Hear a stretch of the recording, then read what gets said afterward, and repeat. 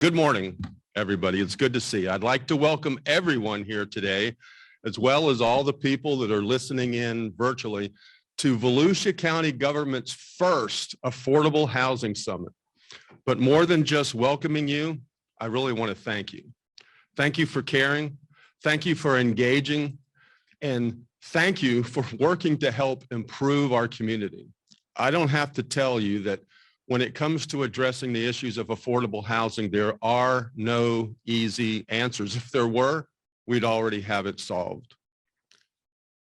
The problem also isn't unique to Volusia County. Communities just like ours across the country are struggling with these same issues and looking for answers. So thank you. Thank you. So thank you for giving of your time and making the effort to be here this morning. Thank you for taking this task seriously and working to be part of the solution that we need. As you know, this journey began in June with the launch of a series of educational webinars and virtual workshops that really laid the very groundwork and foundation for today's summit. Hundreds of people have viewed the webinars and workshops. And you know what? These were enthusiastic, dedicated, determined people from all over our community working together. When we work together, we can move mountains. When we work together, we can solve the biggest problems that we face in Volusia County, but we have to work together. And you know what? I believe that we can. I also know, but more importantly, you know, we know that there is no one-size-fits-all plan. What works for one community might not work for another community. And we all know addressing the problem requires a holistic approach. We can't just give the problem to government and say, get her done. Government is all of you, the people here, and all of us, the elected public servants, and all of you, the staff of Volusia County. We have to work together with area churches whose very ministry is to serve the poor, and financial institutions, and housing coalitions, the entire faith community of Volusia County, local advocates, human service agencies, and nonprofit organizations, all of us working together. And that's why we are all here today. And when you hear that list, it should give you confidence that we can get it done. Ladies and gentlemen, I really am hopeful. I'm a believer that we can get this done and that we are on the right path. And I believe that we have the talent and the expertise and the resolve right here in this room to begin finding those elusive solutions to our affordable housing problems. On behalf of the entire County Council, we are excited that you're here. And we're optimistic about the path that we are on towards fixing problems and improving lives. I assure all of you that the Volusia County Council, you've got our attention. In fact, just a few months ago, the County Council voted unanimously to provide $900,000 in funding for a brand new apartment complex on Clyde Morris Boulevard in Daytona Beach that will offer us 200 more affordable housing units. So you have our attention. And just a couple weeks after that, the council helped craft and pass an accessory dwelling unit ordinance. Accessory dwelling units, ADUs, are a great way to bring people just entering the housing market into our community, people that are the workforce in the hospitality industry. It helps them get a place to start in a safe area that's full of hope.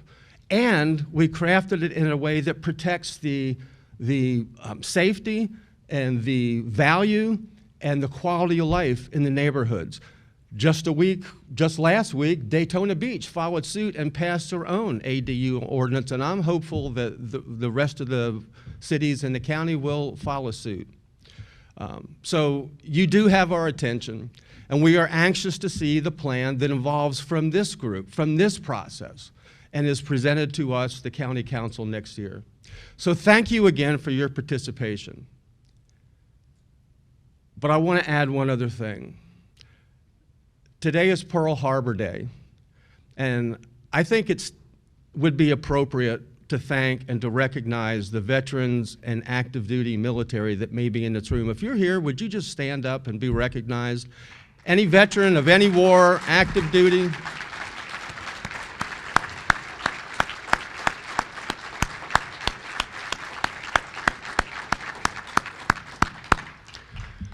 Thank you, because you know what? A lot of the people that are struggling most with our current cost of housing are veterans. Veterans from wars after Pearl Harbor that forever changed our country, from the Korean Wars, the Vietnam Wars, the Gulf Wars. We have veterans that can't afford housing. So I guarantee you, you're on the mind of this council and everybody in this room, and we just thank you for your service. But I'd also like to take time to thank our sponsors today, and especially our champion sponsor, this table over here, Advent Health. Thank you very much.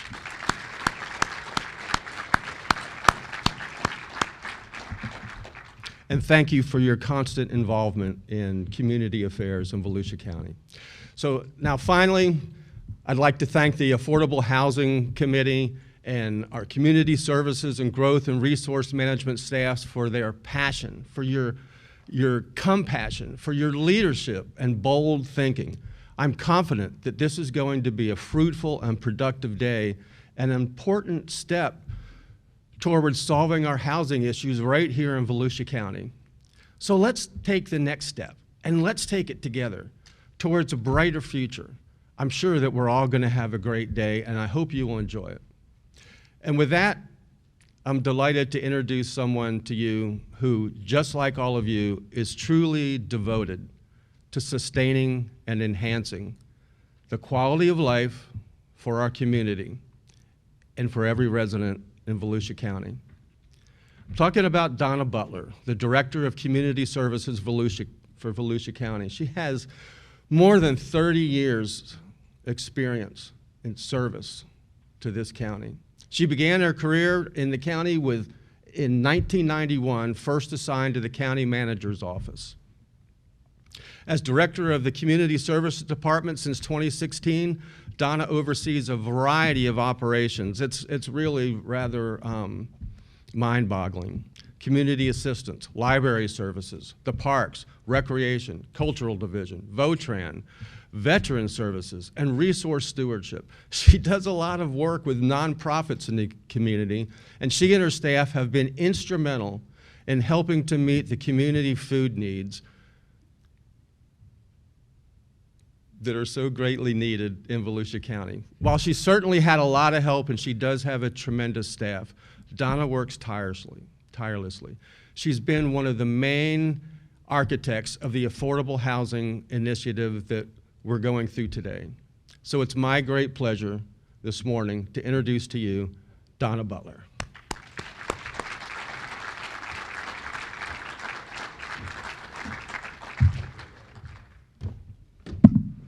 Thank you, Mr. Chair. Good morning.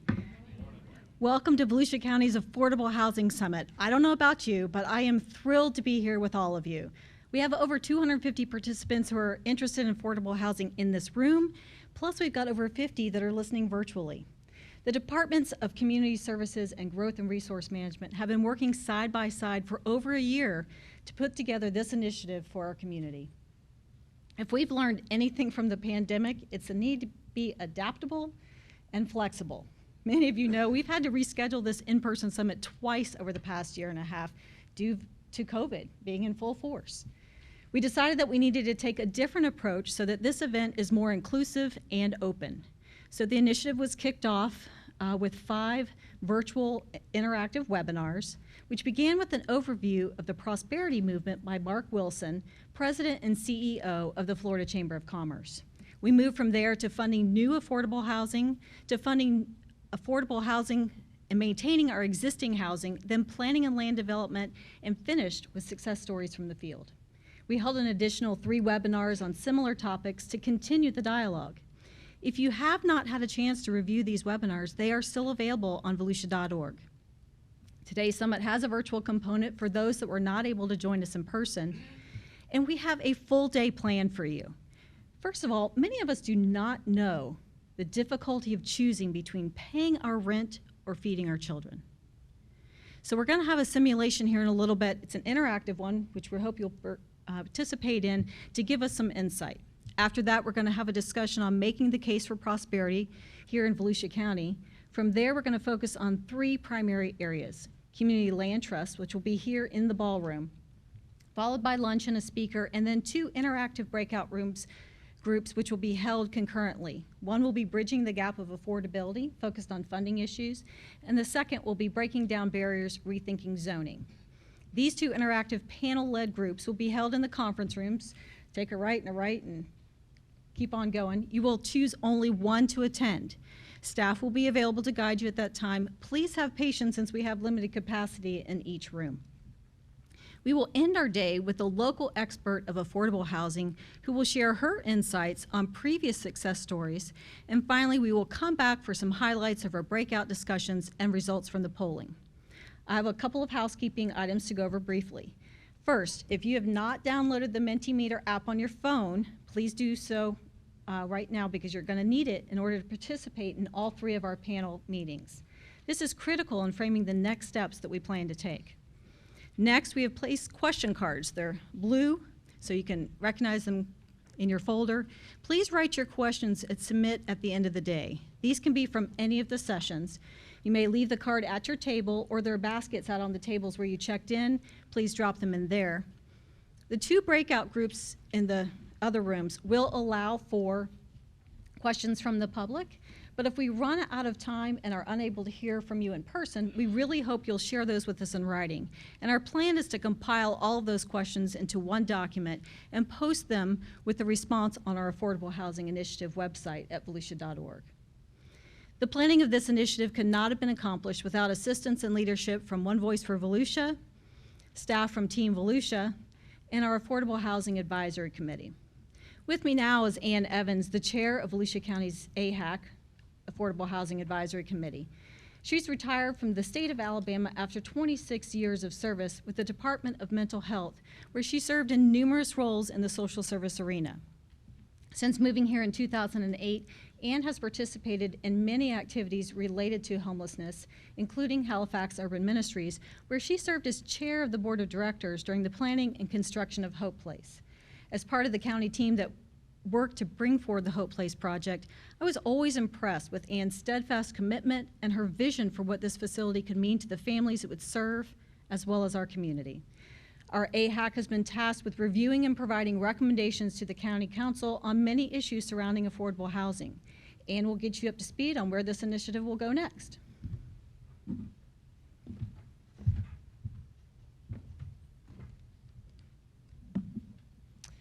Thank you, Donna. I'd like to introduce to you the members of the Volusia County Affordable Housing Advisory Committee: DJ Lebo, Waylon Neese, Mark Billings, Tony Casada, Alan Harrell, Peggy Hart, Sue Odina, and Councilwoman Barbara Gertman. We are excited about the opportunity to be a partner in the development of a comprehensive plan to continue to address the issue of affordable housing in Volusia County. We are also excited to have the vast knowledge present today in this room to provide valuable assistance and input into the process. As Donna mentioned, today we will be delving into 3 broad topics: community land trusts, funding and affordability, and removing barriers created by regulations and zoning. But it doesn't end with the summit. Actually, the work is just beginning. Each topic group will become an affinity group composed of stakeholders from many organizations and affiliations. The group will be led by an AHAC member and coordinated by a county staff member. These groups will look deeper into each topic through a series of meetings during the winter and the spring. Each group will explore and articulate answers to the following questions related to the group's topic and essential to planning. The first question, where are we now? In other words, what do the current conditions look like and what are the barriers? Second one, where do we want to be? Or what are the desired conditions? Number 3, how do we get there? What steps should we be taking to move the system in the desired direction? And lastly, how do we measure progress along the way? Measures that are specific, measurable, time-centered, responsive, and transparent will help us show progress. The work of the affinity groups will become a component of a cohesive and comprehensive plan that will then be reviewed by AHAC. When AHAC completes its task, the plan will then be submitted to the County Council for their review and approval. The goal? Late spring of 2022. Yes, this is an ambitious goal, but we have some very smart people in this room. We're counting on you to participate and help make this plan a living, working document. Available in each of your folders you received when you checked in is an application to participate in one of the 3 affinity groups. You will hear more about this at the end of the day. With that, let's get started.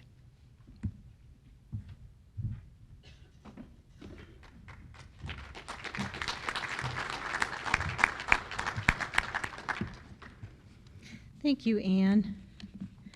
So we make choices every day, but this exercise that we're all going to do together is going to show us how incredibly different and difficult those choices can be when you're struggling to make ends meet.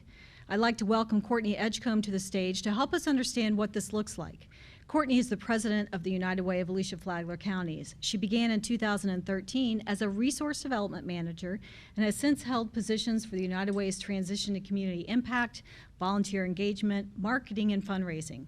Last year, Courtney was recognized as one of the Daytona Beach News Journal's 40 under 40 young nonprofit professionals, and in 2018, she was an influential woman in business nominee. She's a member of the DeLand Breakfast Rotary, a member and active volunteer at Stetson Baptist Church, and serves on various boards and committees throughout the two-county area. Courtney resides in DeLand with her husband Robert and 4 boys. Thank you for joining us today, Courtney. We are all looking forward to your demonstration.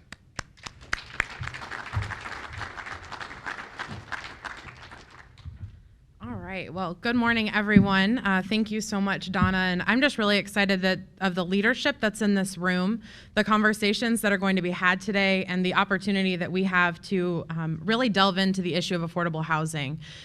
There's no right answer, there's no one answer to this, and so there's a lot that we can do to have conversation around this. Like they mentioned in the beginning, this is going to be an interactive session, so I will ask for your participation in one way or another, so just please be ready for that. The other thing that I want to say is United Ways across the country, there are 1,800 of us. We work in the areas of education, financial stability, and health. And obviously, affordable housing is a really big piece of all 3 of those areas. In 2015, the United Ways in Florida contracted with Rutgers University to put on what's called the ALICE report. It stands for Asset Limited, Income Constrained, but Employed. And basically what it means is we wanted to have a report of the people in our community who are struggling to make ends meet. Who are those people who are making a paycheck, who are working a full-time job, but are still not making enough to survive in their community? So today, we used to have these old paper copies and Smarties that we would hand out, and you would all do your own budgets, but we have moved into the 21st century, and we have an online exercise. So today, we're going to take a walk. This link is also available on our website at unitedwayvfc.org, and so it's a great way that if you're trying to explain the issues of income disparity in our community, that you can use this as an illustration or a tool. So today, we're going to start by taking a walk. And I'm going to kind of call on some of the people that I do know in the crowd, and then we will do some that are full of participation. But Mike Dyer, can you tell me, do we want to be Dave, Amanda, or James today? Amanda. Okay, that's a great choice. So we're going to take a walk on in Amanda's shoes today. All right. So the first thing that you can see up here is that you're 23 years old, Without family support, dropping out of high school was your only option when you became pregnant with your son. He's now 6 and your sole responsibility, leaving limited options to schedule shifts and childcare with your part-time waitressing job. So you're starting with a $2,000 a month income. All right, we can hit the start button. It's February 1st and your fixed expenses are due. So that's like rent, phone, and your car payment. We're gonna go ahead and take $1,500 from your budget. And if you look in the bottom right-hand corner, there's a little blue box and it tracks your balance for you so that you have an idea of where you're at throughout the month as we go through each of these. All right, so Heather, I'm gonna choose you next. You'll have the option here. You're offered full-time hours at the restaurant where you work. Which shift do you request, lunch or dinner? Lunch. All right, which one is it gonna be? Okay, you're both today, so. All right, so we're gonna choose lunch. You work the lunch shift. You'll earn less in tips, but your son will be in school during most of your work hours. You make an extra $1,000, but now you need 2 daily hours of childcare for your son, costing $200 per month. Go ahead and add $800 to your budget. Your housing voucher to help pay rent is based on income. With the extra income from working full-time, your rent increases by $200. So we'll subtract $200 from your budget. All right, so this one is a fun one. And what I'm going to do is ask for a raise of hands from the crowd on which group that we'd like to do. So your car starts acting up and probably needs fixing. Anybody have those sounds this morning? You can either have a mechanic fix your car or risk not fixing your car. If you'd like to take it in and get it fixed, raise your hand. Okay, if you want to risk it, raise your hand. Oh, goodness, guys. Well, we're going to go with risk it because I think that this is a really interesting piece of it. So when you click on risk, it does give you like a little thinking piece, and it says, you find a friend who will fix your car for the cost of parts. Go ahead and just take $300 from your budget. That was lucky. And I'm playing along on my phone so I can read it. So I hope that that's what it said, because it does give you a different answer every time that you play. You'll have, or not play, every time you do the simulation, it'll have a different response. So now it's February 19th. We're getting close to the end of the month here. You've been thinking about getting your GED, and you call 211, first call for help on where to start. They refer you to the Adult Literacy Center, where you sign up for GED prep classes. Take $25 from your budget. Now it's February 22nd. This is going to be another one where I have you all raise your hands. With your new full-time hours, your son will still be eligible for Florida Kid Care, but you'll no longer be eligible for Medicaid. However, as a full-time employee, you're eligible for health insurance benefits, but you have to pay part of the premium. You can either sign up for health insurance at work and pay the premium, or risk not having health insurance for yourself. All right, if you'd like to sign up at work, raise your hands. Okay. If you'd like to risk not having health insurance, raise your hands. More people with the risk. So we are going to risk it. Oh, guys, I hope we don't have any accidents here. All right, you stay healthy this month. All right, your budget stays the same. It's the last day of the month. It's not a leap year. Last day of the month. Unusually cold temperatures in February mean your utility bill is much higher than expected. Take $300 from your budget. So at the end of your month, did anybody feel stress through this February simulation? I felt a lot of stress for you all as we were going through it. Could you imagine living on the edge of a financial cliff every single month? Just like Amanda's doing. Thousands of our neighbors are struggling to make ends meet as the cost of living rises. You can help them be healthy, housed, and fed with a donation. That's how we always end it for United Way. But I think that with putting your minds together at this kind of summit is a great way to start the conversation of what we can do to assist Alice families. If you were to take this simulation, there are, again, another 2 people. Every time that you answer it, it'll take you to a different route so that you get a chance to kind of see all of the challenges that families are dealing with in our community and a chance to see how you would fare. I walked through it last night with my kids as I was showing them kind of what I was planning to do. We were $700 in the hole at the end of the month, so I'm glad that this group did a little bit better than that. But I think that where this is a good simulation, it's a good picture of what it looks like. These are things that people are dealing with every single day in our community. Every single day that families are having to make decisions on what I need to do, what steps I need to take, what can I sacrifice this month in order to make ends meet.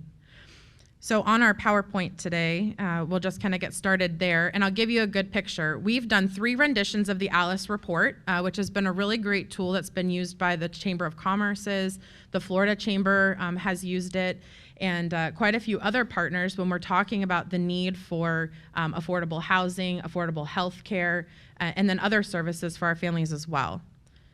Go ahead to the first graph. There we go. So the good news is right off the bat that those individuals who are within the poverty line or the ALICE threshold and below has actually decreased over time, and we've been able to increase sustainability in our community. That's evidenced by our most recent report.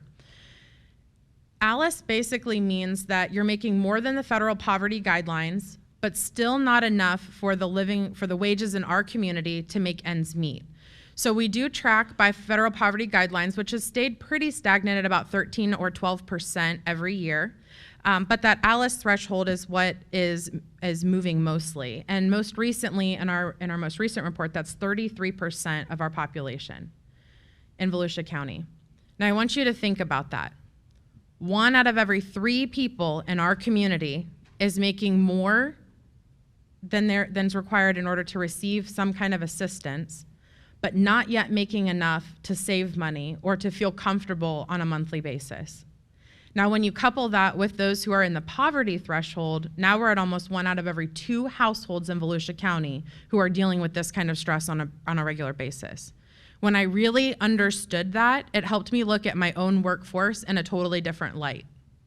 When they come in with stress, or they really need that extra 15 minutes in the morning, or they've got to head out a little bit early to get their kids, I get it a lot more now about why. We are very unique in our community because in Volusia County, we actually have about half of our zip codes that have 50% or more of the households that fall within the ALICE population or below.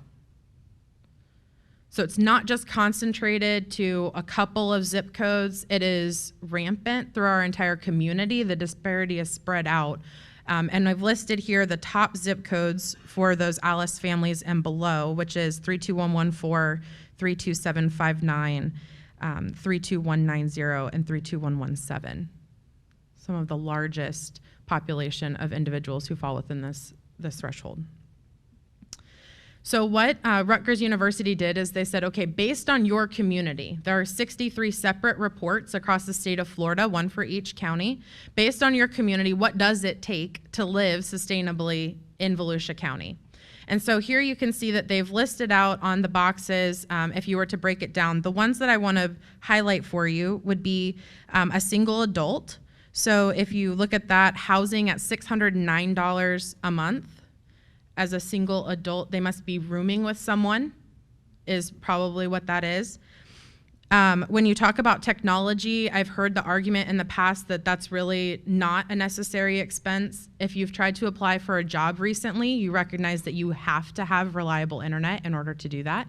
And oftentimes to work in a job, you have to have reliable internet at home because of the nature of remote work now. So that's listed there, and that monthly income is at least $1,900 a month for a single adult. Now, if you move over, and I like that as the reports have, as we've progressed in the reports, they've actually been able to break this out a little bit more, because they used to say 2 adults and 2 school-aged kids. Well, that's good, but what about if they had kids in childcare that are not in school for the day? So they've really given us a lot of different things to look at, but we'll look at the 2 adults and 2 children right in the middle of the graph. And that one is $955 a month for rent. I'm not sure where you can do that. I remember our own struggles trying to find housing and what that looked like. Additionally, childcare or food expenses at $1,000 a month. I have 4 teenage boys. $1,000 doesn't start that. So, when you're looking at a monthly income, it's almost $5,000 a month for those families. Now, a lot of people get real squirrely as we have these conversations, and they start to say, oh, you just want to raise minimum wage. All you're talking about is how much money people make. And that is certainly part of the conversation, is about talking about what is a sustainable wage. But more important than that is what we can do as a community in order to try and assist ALICE families and try to help them as they're navigating these challenges on a regular basis. So as we're looking at that, there's things that you as a friend or a family member can do to support ALICE families. Temporary housing is a soft fix. It's not a long-term deal. It's something that you might be able to offer reprieve for them, but at the end of the day, you'd want these families to be sustainable on their own and be able to have the continuity of education and health to be in one community. Tool and trade sharing is a big thing. If you can help somebody increase their knowledge or understanding of as their skill set so that they might be able to make a little bit more money, and access to good employers. And when I say that, I mean they offer paid time off for sick time or vacation, mental health days, that kind of thing. They are offering opportunities for you to grow as an employee and to better yourself. Our nonprofits are already doing a lot in this area. So temporary housing, tax preparation, like the VITA program, which will kick off in February. We do taxes for free for people in the community so they get their full refund. Financial literacy programs and subsidized childcare. There's a lot of different ways that nonprofits can help to fill the gap for ALICE families.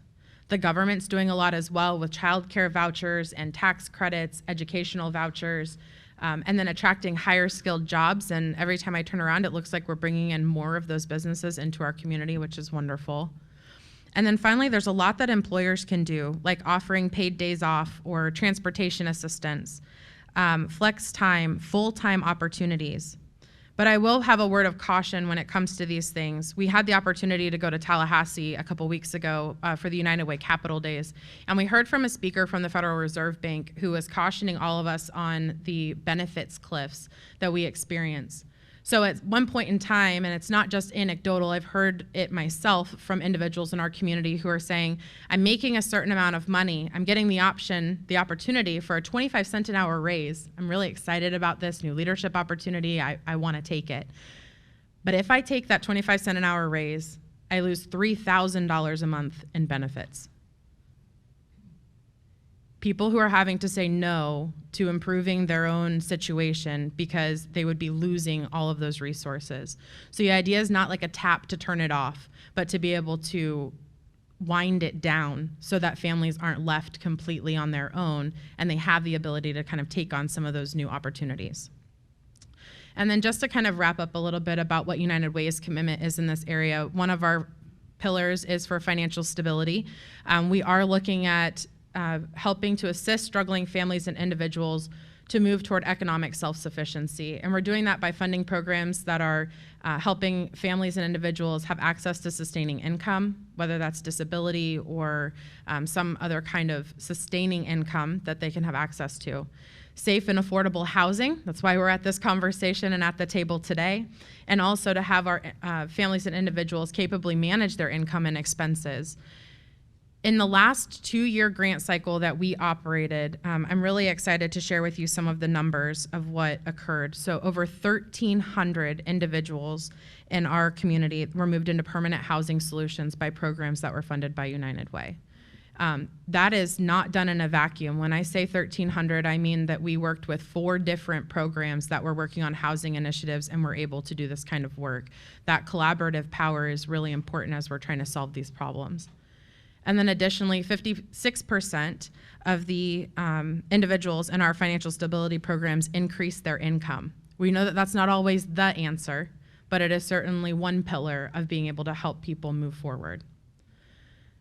I'm really thankful that I had the chance to share with you a little bit about our ALICE report. If you want more information, you can go on our website at unitedwayvfc.org, and you can find our ALICE report. You can use the simulation, which is available right on our homepage called Meet ALICE, and kind of walk through that with other people.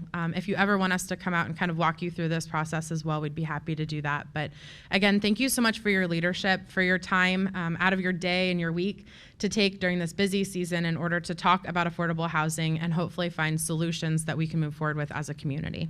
Thank you.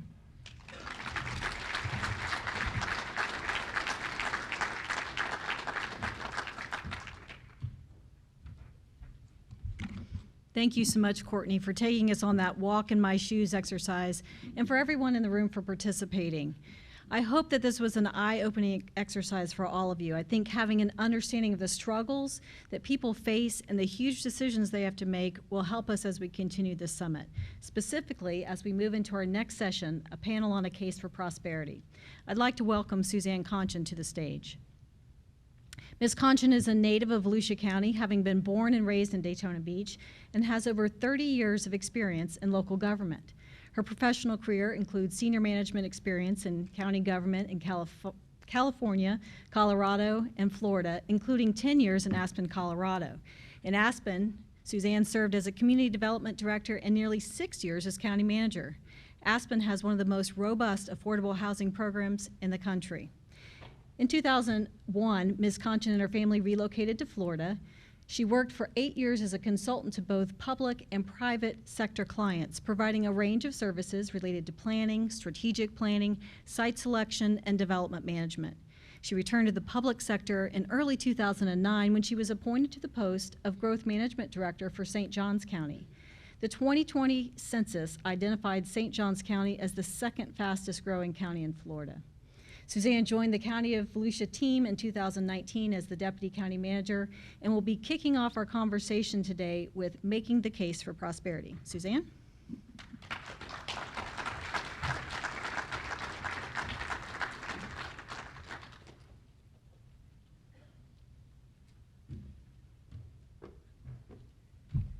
Good morning, and our panel is joining me on stage. Thank you very much. I want to thank Courtney for her presentation. That was terrific, and Donna, for all you've done on this effort and for the introduction. Why doesn't everyone take a seat? Get comfortable. I'm honored to facilitate a panel of such esteemed leaders in our community who are really a passionate part of our Affordable Housing Summit this morning, starting with Farouk Husseini, who is the Executive Vice President of Information Systems for ICI Homes, a company founded by her and her husband, Maury. ICI Homes is the recipient of countless prestigious awards for design and innovation and is continually ranked among the nation's top 100 builders. Farouk served as a board member and chair of the Board of Trustees at Daytona State College, and during her tenure as chair, she devised the 10-step plan to reduce hunger and homelessness among the college's students.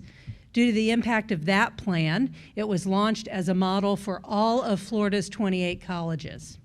She founded Food Brings Hope, FBH, in 2007, serving thousands of homeless or economically disadvantaged students each year. And she founded Homes Bring Hope in 2020.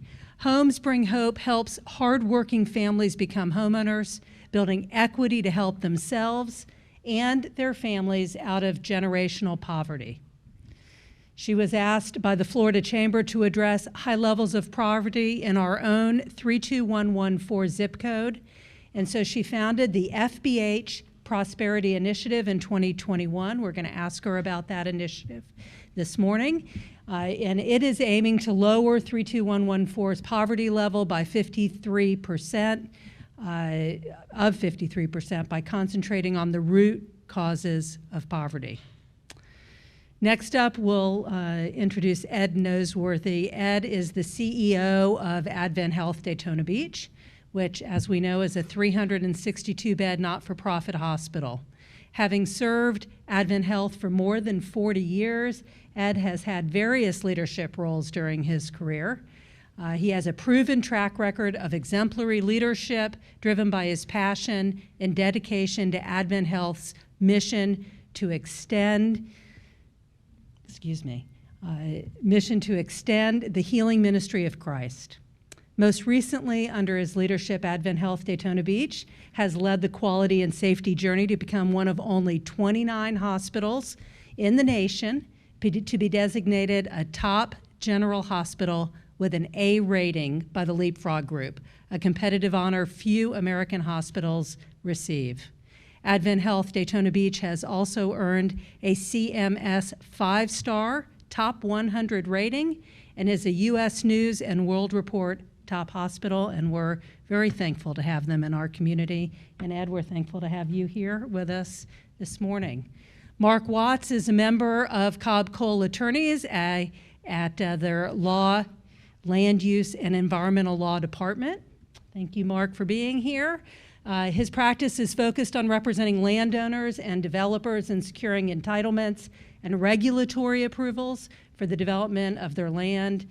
And in addition, Mr. Watts is experienced in structuring infrastructure financing through the use of special assessment districts, community development districts, tax increment financing, and other creative financing strategies. Prior to joining Cobb Cole, Mr. Watts served as the Assistant County Attorney in Pinellas County and is a native of Volusia County. He's actively involved in the community along with his wife, Natasha, and many nonprofit organizations. And last for my introduction is our County Council member, Barbara Gertman. Barbara is our District 1 representative here in Volusia County. And in her district, that includes, for those of you who don't know, the areas that are incorporated, including DeLand, Orange City, DeBary, Lake Helen, and Pearson, and several unincorporated areas, including Astor, DeLeon Springs, Emporia, Seville, Barberville, and the surrounding areas.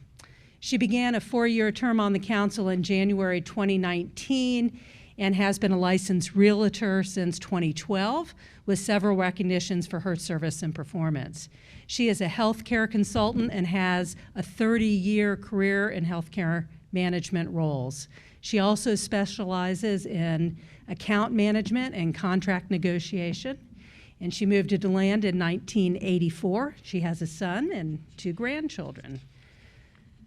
So, as Donna mentioned in the introductions, COVID threw us for a couple of loops. We had hoped to hold this summit more than a year ago, and in lieu of being able to come together in person, we produced 8 webinars, and I really do urge you all, if you haven't had a chance to watch them or to rewatch them.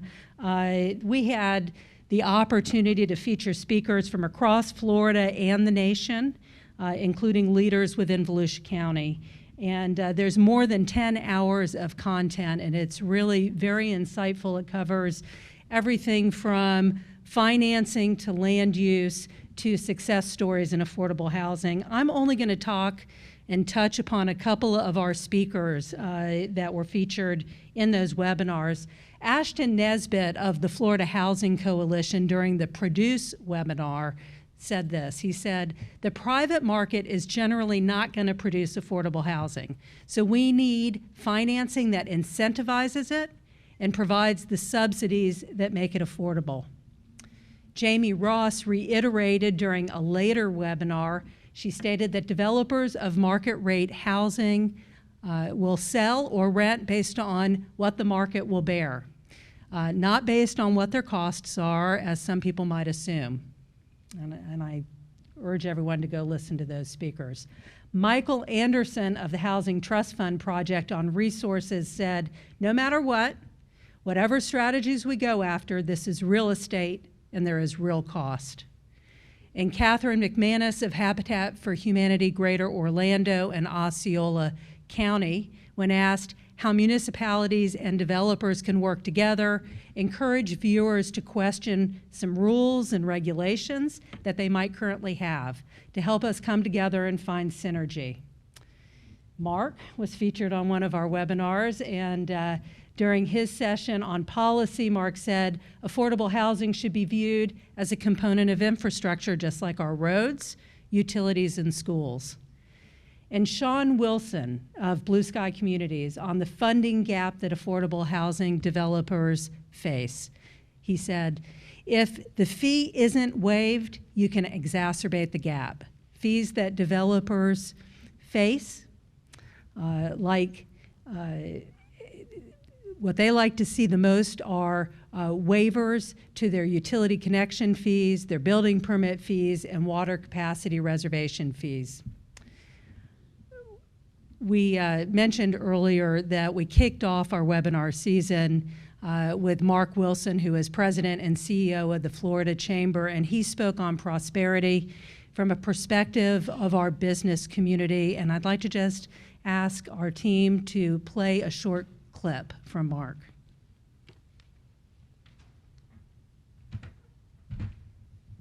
We're excited about this because it's our belief at the Florida Chamber that if the business community can put its head together, put its resources together, and can become more aware of what the challenges are in any given community, then by working with nonprofit leaders, with business leaders, with government leaders, there's really nothing that right here in Florida we can't accomplish. And so I just, frankly, before I get started, I wanted to congratulate all of you for taking on something that, you know, appears to be boiling the ocean. It's so big that really the only way we can do this is one bite of the elephant at a time. So thank you for raising awareness in your community to something that's going to hold the community back if you don't all get ahead of it. And I truly think this is a challenge that you have now that can, in a few years, this can go from a challenge that's holding you back to a competitive advantage that, as Corey said, improves the quality of life. There's no one silver bullet. There's no one solution to affordable workforce housing. And I will tell you, this issue is bigger than housing. I want to make the case to you today that, you know, job opportunities and job skills and crime and safety and food security and transportation, these are all connected together. And I want to make the case to everyone that's participating today that if you want long-term solutions on affordable workforce housing, we have to make sure that we're not doing this in a vacuum. We have to make sure we're looking at everything that's part of the 10 root causes of generational poverty. If Mark was here, I would thank him. Is this working? Can everybody hear me? Fantastic. So we've gotten away from the podium. We're down in our chairs. We're going to have this be a little bit more of a conversational panel. Faru, I'm going to start with you. We have plenty of time, so take your time.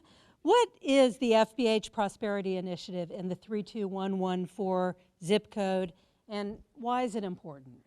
Thank you so much for asking that question. Ironically, it was Mark Wilson who came here for breakfast one day a few years ago and said that you started Hope Place, you started putting the pieces together.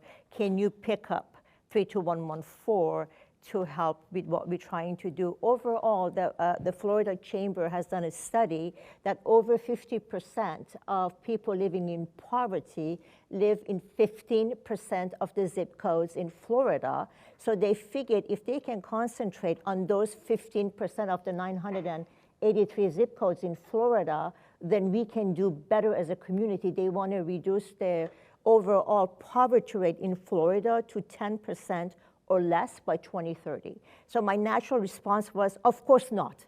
I have no time for this. And so he said, well, can you just hold on one meeting? Just can you have one meeting that you invite the movers and the shakers? And I said, yes, I can do one meeting. Well, that was my mistake number one. I held that meeting. Fast forward, I've been worried about affordable housing for years, knowing that I really can't get involved in that because I have so much other things on my plate. But I've been worried about it a lot for a very, very long time. As a builder, I know how much it costs, you know, working for, I actually work for the construction company, overworked, underpaid. Nika, if you can tell your father that.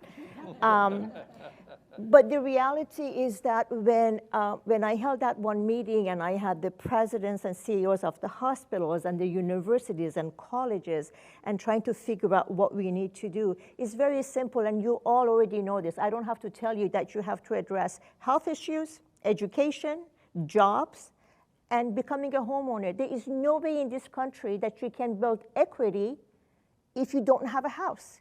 And if you come from families who have never owned a house, you would never even consider, you don't even think about that that's a possibility. And what we are trying to do is tell you, allow us to help you do that. So as part of the Prosperity Initiative, Suzanne, and I want to thank you and Donna for this opportunity.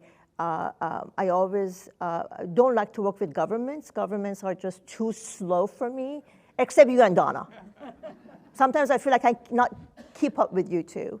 But the reality is, I basically reached out and said, Ed, can you help us with the healthcare issue? Can you step up and Ed being Ed, of course, and the same thing with Halifax Hospital. We partnered with Daytona State College. When I was the chair of the college, I always said, I know where to go when I need certificate programs for poor people, but do the poor people know where to go?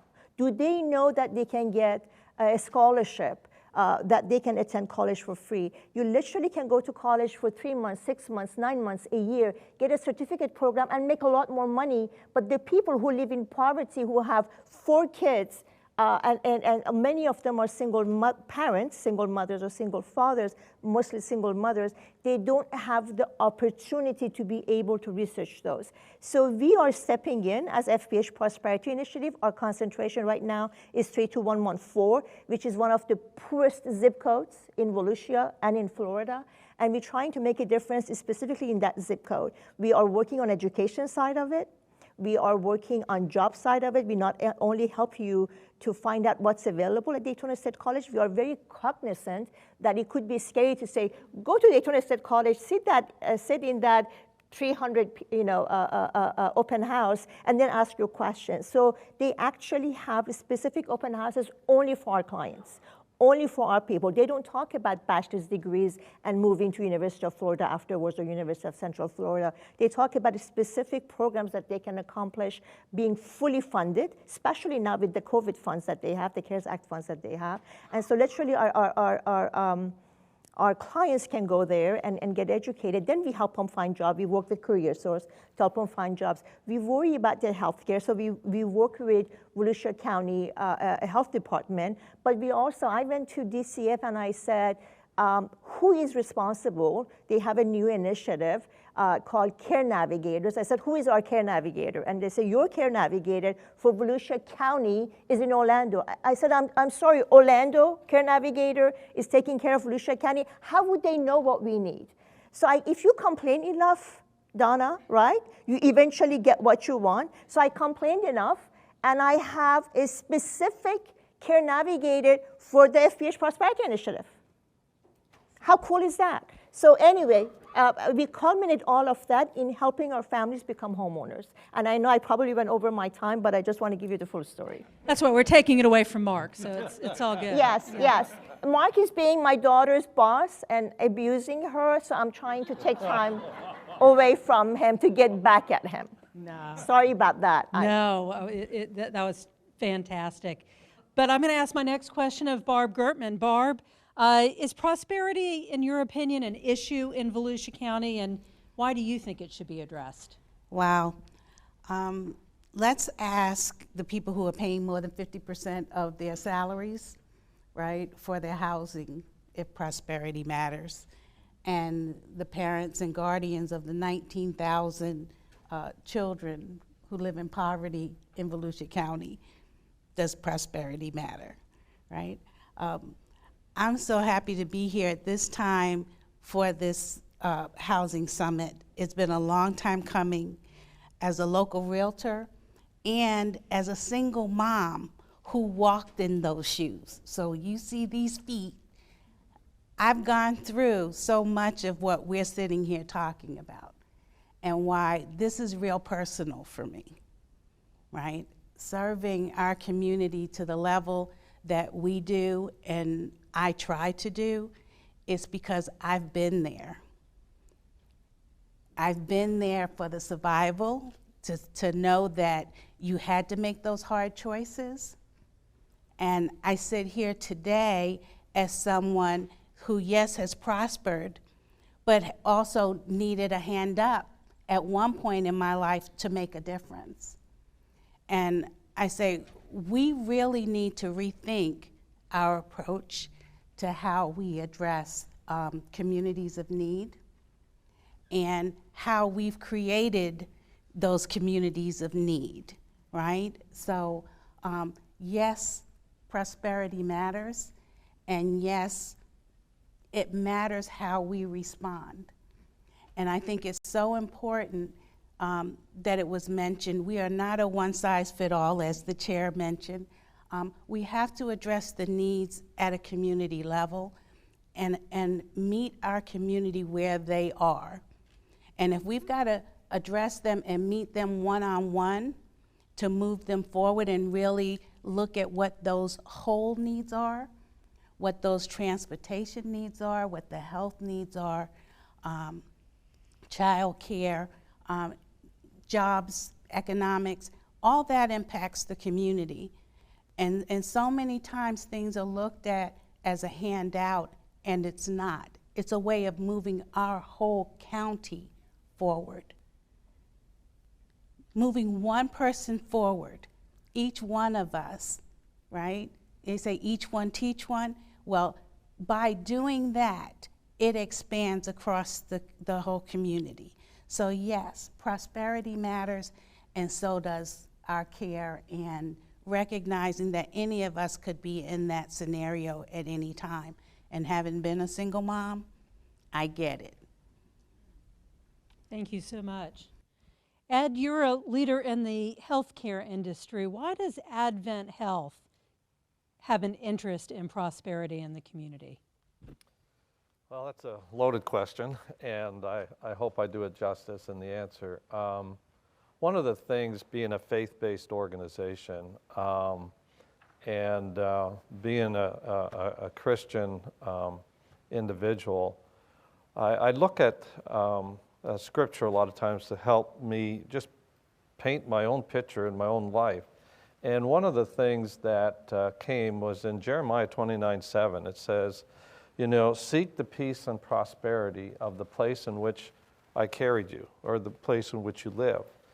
And if you do well, the city will prosper, and you will prosper. And so talking about prosperity takes initiative. You can't sit back and watch it and hopefully wishing it would come. It's something that you have to really attack judiciously. And one of the things that was interesting when I first came to Volusia County was the health of the county. And when I looked at the health of the county, and if you know Florida, there's 67 counties. We rank 40 as far as health. And if you look at the breakdown is 20% is around clinical care, 30% is around health behaviors, and then the other 50% have to do with the socioeconomic piece and the environment, and going back to the 32114.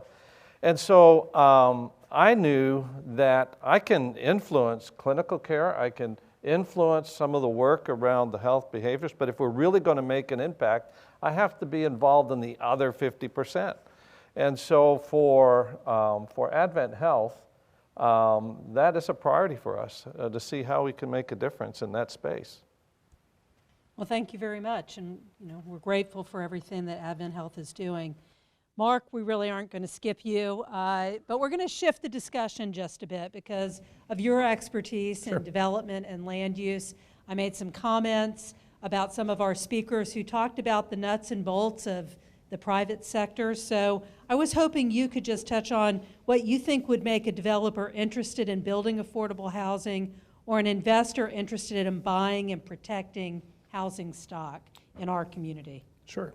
Well, first of all, thank you. We appreciate the opportunity to be here today and everything that you and your staff and the county's doing to kind of lead this discussion. Thinking back to Courtney's slide that was up a minute ago about the survival budget, and the comments that you made a few minutes ago about rents and where market rate rents are at this point in time. How many of you have seen rents at that level anywhere in the county?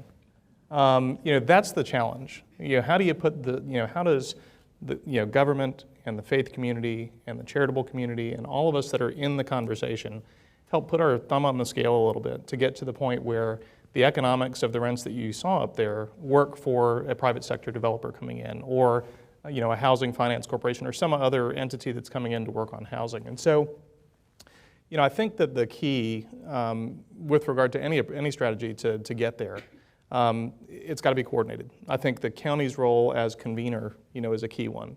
The county can convene all of those various, aspects of our community, the faith community, the charities, the development community, and bring them here for this discussion and then send them out with the mission to carry that forward. So I think, it's got to be coordinated. It's got to be a multifaceted approach to entice the development community to come in. And there's plenty of people in the development community that, this is kind of their bread and butter. This is what they do. And they know the tools that are there. And it's a question of how we get them here and how we keep them here. The chair mentioned earlier in his introductory comments about the agreement that we had earlier this year with the county and the city of Daytona to bring 216 units that are now guaranteed as affordable units that all match that scale that we saw from a rent standpoint, and guarantee those for 15 years. That was, our opportunity to use some of our ARP funding and ARPA funding and put it into play to kind of help bring those rents down and make the economics work for the development community. But I think it's got to be a coordinated approach throughout our communities, and different cities have different needs, but I think as long as the umbrella is there and coordinated through the county, I think it helps, and it helps focus that discussion and maximize the resources.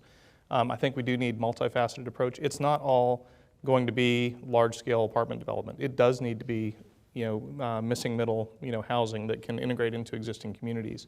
It does need to be accessory dwelling units. That's I think a great, approach. The way I look at it from a regulatory standpoint, if we can change the regulations so that we have, ADUs aren't going to solve the problem, but if they can solve 5 to 10% of the problem, and if we can identify, 5 to 10 strategies that each solve 5 to 10% of the problem, pretty soon you're making headway. And I think that if you coordinate that and you make it a multifaceted effort and you make it sustainable from a funding standpoint and from a financial strategy standpoint, the development community will take notice of that and be here. I would happen to agree with that, and I think that's why we're all here this morning. Fru, I'm going to go back to you, and I would like you to talk a little bit about what Homes Bring Hope has done to lift participants out of poverty for the long term. Thank you. Basically, we're trying to be one of those 10 different ways that Mark was discussing about you need 10 different solutions to this problem. Ours would be for the families who have jobs, but they don't make enough money, right?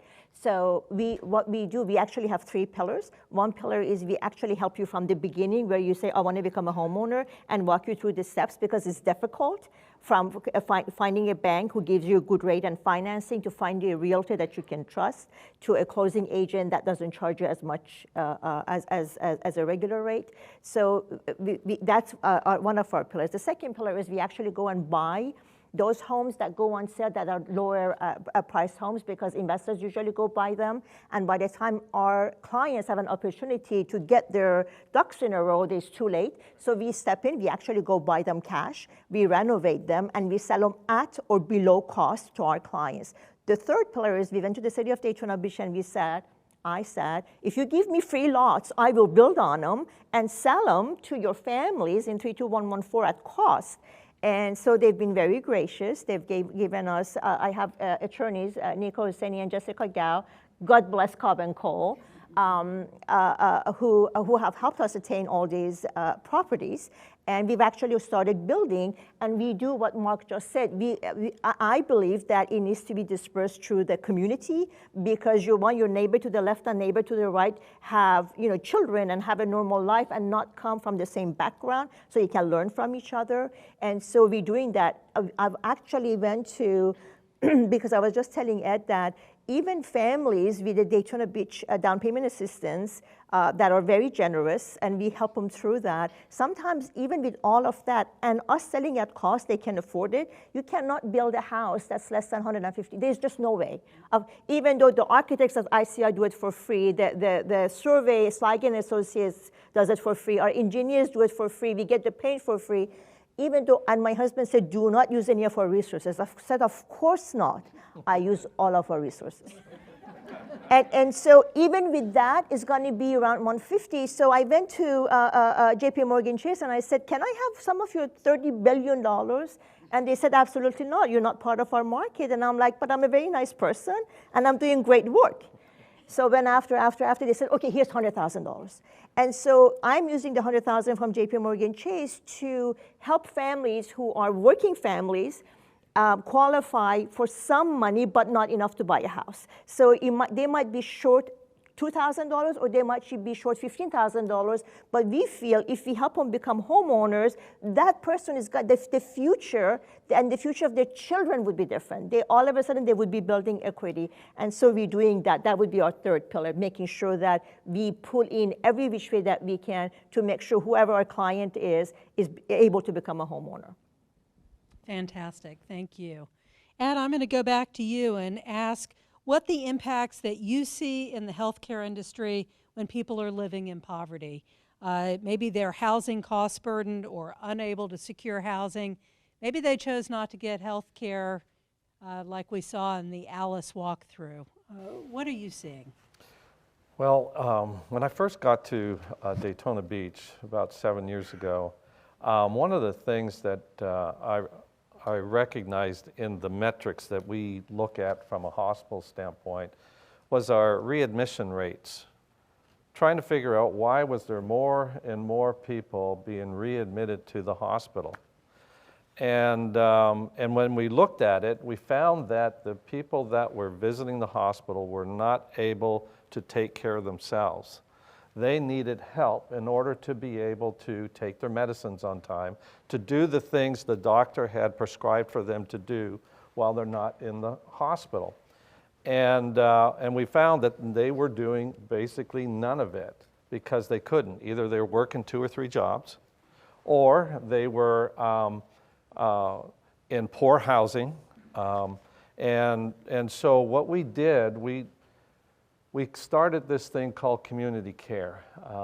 And in this community care, we went to some of the local universities like Bethune-Cookman, Stetson, and talked to them about their students who were taking health course care, within the college.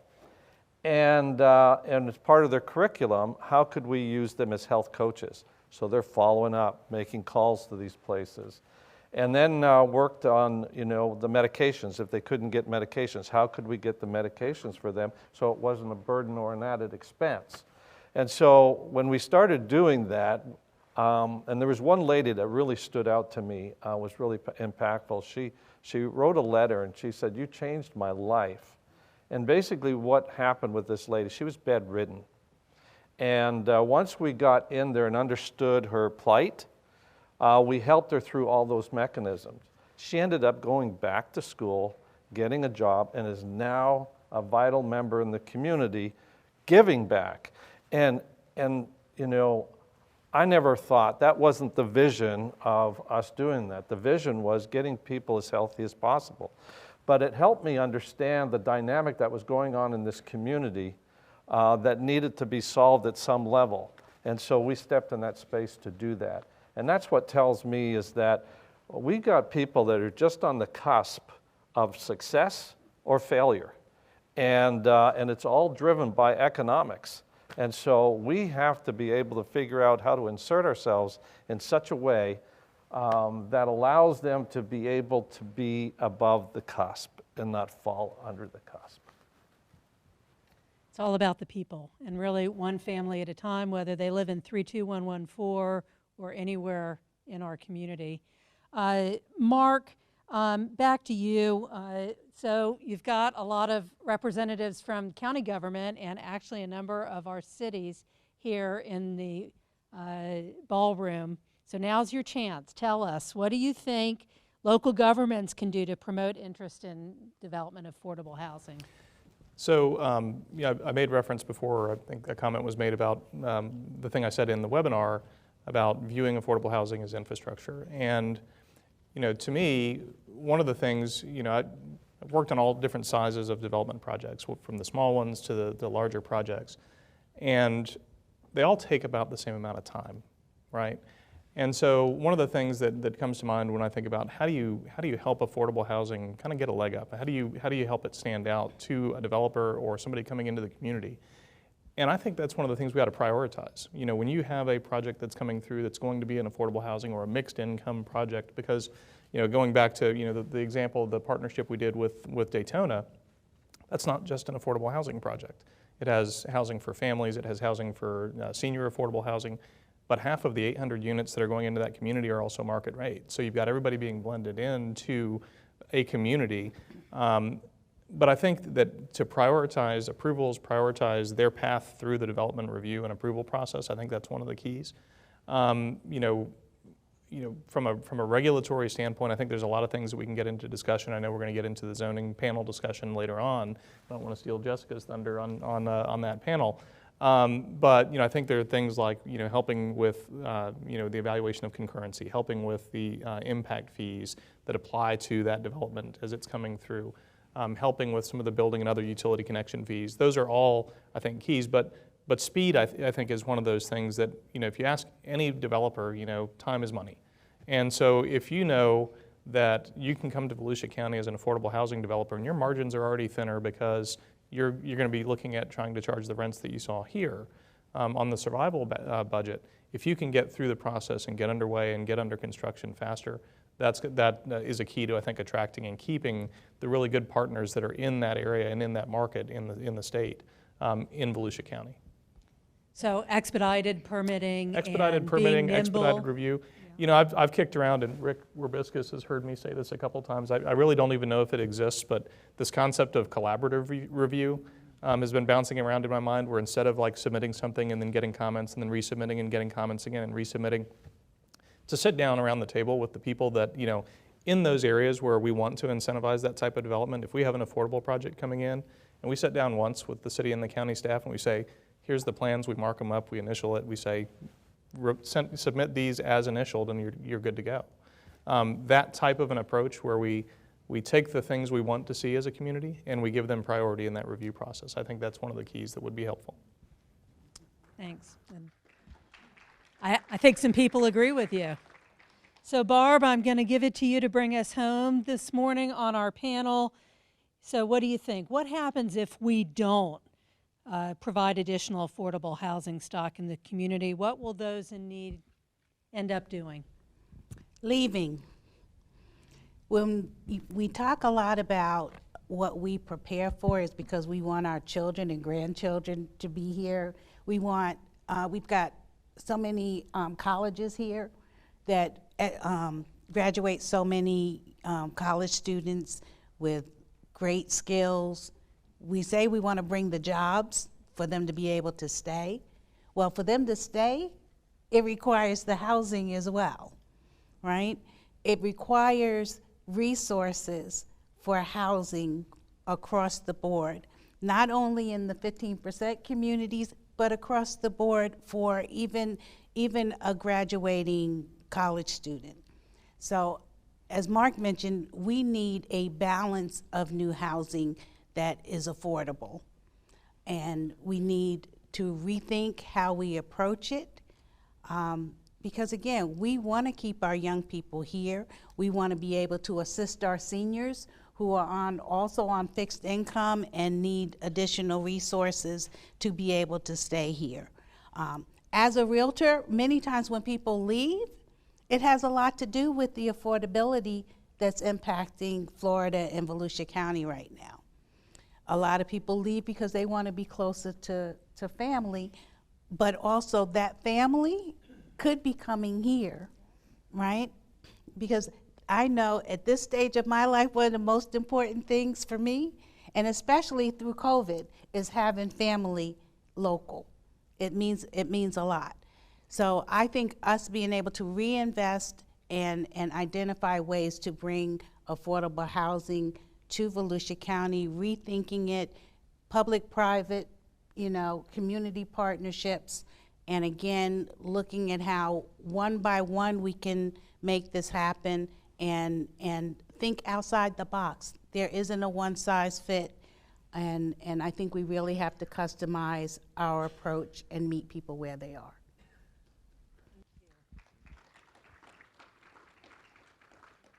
Well, I want to just thank the four of you for agreeing to sit on our panel this morning. When you need to get things done, you ask the most busy people in the community. So we're grateful for your time and your energy. And there we go. We're going to go off to the next part of our program.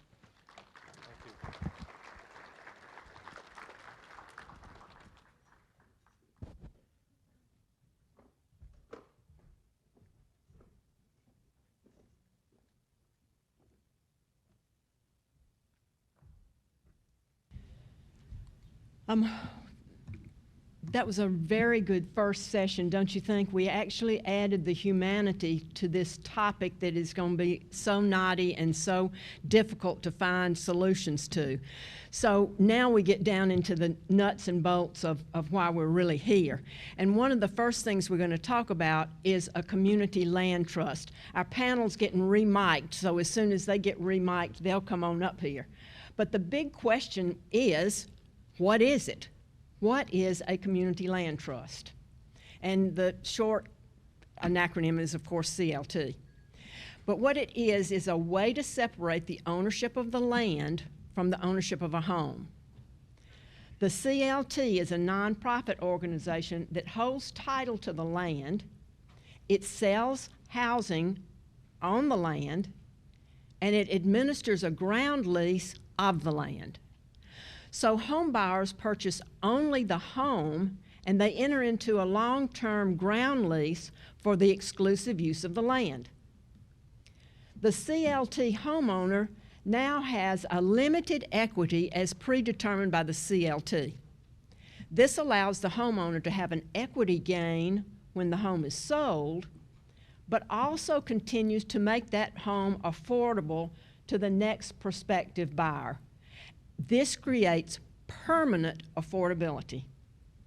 The AHAC members were so intrigued by the notion that the CLT not only would help right now, but it would sustain affordability. So the group decided to further explore the concept. In February of 2021, several of the same presenters that are here today met with AHAC to educate our members on CLTs. Afterward, the AHAC members researched the following topics regarding CLTs. We wanted to look at CLTs in other counties that were similar to Volusia. We wanted to look at startup costs. Where were nonprofits that had the capacity to hold a CLT? Were there any available land sources? What about available lenders, builders, and developers? The findings were presented to the County Council in May. This panel that we'll have next is going to educate us, everyone here, on further details of the CLTs and answer many of the questions we all have about community land trusts and different options and opportunities that we have.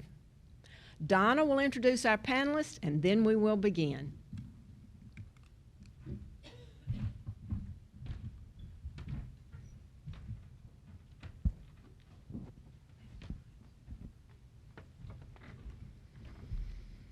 So I'm going to introduce the panel to you now. We have three folks that are joining us today. As the founding, go ahead and have a seat, folks. As the founding executive director of the Community Land Trust of Palm Beach County, Inc., Cindy LaCourse Bloom has been responsible for project management and contract administration of over $12 million in federal and state funds, and for the development or redevelopment of 61 single-family homes and 80 multifamily rental units. Cindy has 17 years of experience working in the affordable housing and community development industry in both the public and nonprofit sector. She is responsible for developing and overseeing all programs, projects, services, and policies of the organization. Jeff Ruttenberg first retired from 43 years in an executive bank positions, then as a founding member and administrator of a new church. He's now working towards his third retirement as a senior project manager for Habitat for Humanity of Marion County. He has increased the organization's new home goals while also obtaining approval to create a community land trust. Even though they were a very small CLT, they applied for and were awarded the first certified community land trust in the state of Florida, with a further distinction of certified best practices. And our last panelist, Frank Wells, is a lifelong entrepreneur, founding several successful businesses. He currently serves as the president and chief impact officer of Bright Community Trust. He led Bright's work to set up Housed, the Central Florida Regional Housing Trust, in partnership with Central Florida Foundation, the City of Orlando, Orange County, University of Central Florida, Valencia College, and other key stakeholders, and he now serves as its CEO.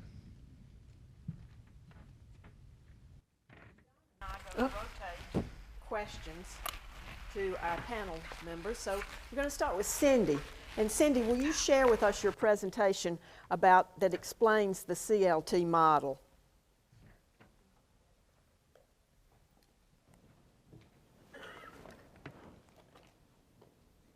Okay, good morning, everyone. I'm so excited to be here.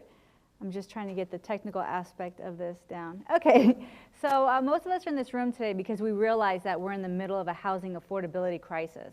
And it's really due to the exponential growth in the housing affordability gap, which is the difference between what a low to moderate income buyer can afford to purchase and the cost of housing on the market. We know today in Daytona, the sales price has tipped $300,000 and the AMIs are still back at $65,400. So typically in a homeownership program, a purchase assistance mortgage is provided to fill the affordability gap. And usually there's a deed restriction that's put on to ensure the affordability over a certain period of time, be it 15 to 30 years. If that homeowner decides to sell during that time, the money is paid back. So the concept of that, it's a subsidy recapture model, and the idea is that that money will be available for the next buyer to purchase a home. There's a couple challenges with that model. And one is that if the homeowner decides to stay throughout the term of affordability, it's typically forgiven. So that initial public subsidy is only benefiting that one family. Additionally, historically, incomes have not kept up with the increased cost of housing. So this gap between what we can afford and what it costs to purchase continues to grow. So more and more subsidy is needed over time. So unlike the subsidy recapture model, a subsidy retention model like a community land trust works a little bit different. So similarly, public investment is provided in the unit to make it affordable to a homeowner. What's different is that when that homeowner decides to sell, they can only sell it for a predetermined affordable price. It ensures that it'll be affordable to the next homeowner. So it retains that subsidy within that unit over time. So how does it work?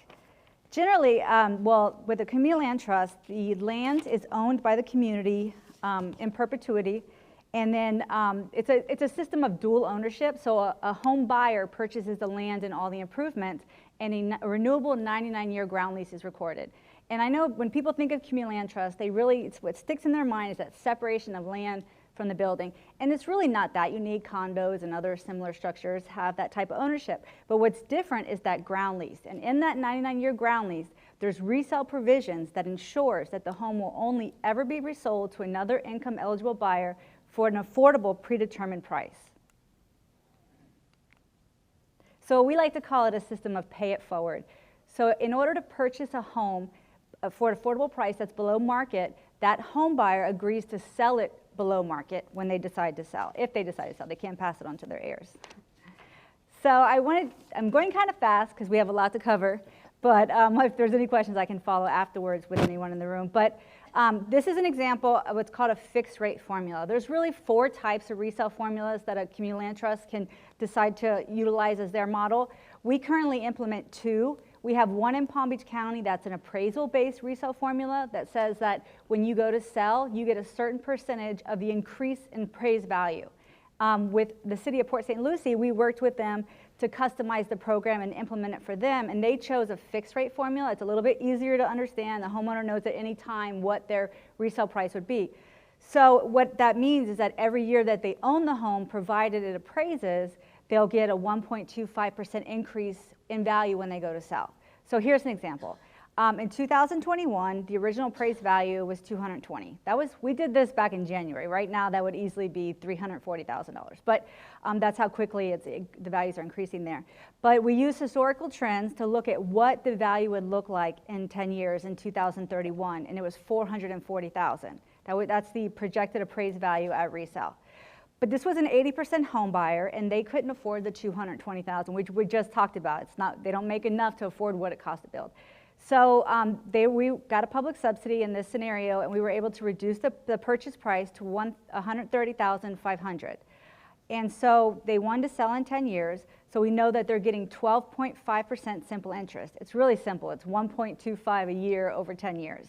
So the resale formula, the resale price in 10 years, rather than being $440,000, imagine how much purchase assistance you need to fill that gap.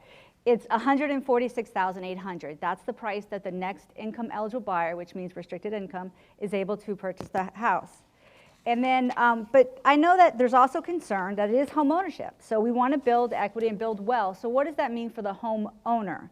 And in this scenario, the community land trust, generally, we do the marketing of the resale unit. So they're not paying a realtor. So their closing costs are about $3,000. And they still have to pay down that first mortgage they got. So in 10 years, what was left off that $130,000 mortgage was $101,040. So their cash in pocket walking away from the sale was $42,760. So they were able to build wealth over that period of homeownership. So there's different ways to partner with the community land trust. One, of course, you can create your own. That's one way to do it. But also, you can donate land and surplus properties. We've gotten all kinds of donations of land. Even the county had some right-of-way. They decided they were never going to expand the road, and they donated those to us, and we built 8 community land trust homes. You can donate tax-sheeted properties. And then, you know, we find a similar thing, and our costs are even a little bit higher down south than they are here, but there is a gap between what it costs to build, even if you donate the land, and if you want a deeper target to the 80% AMI household, you need some more dollars. So you can provide a development subsidy, and that could be home dollars, it could be some of the federal recovery dollars, it could be SHIP dollars. There's a lot of different dollars that can be used for that purpose.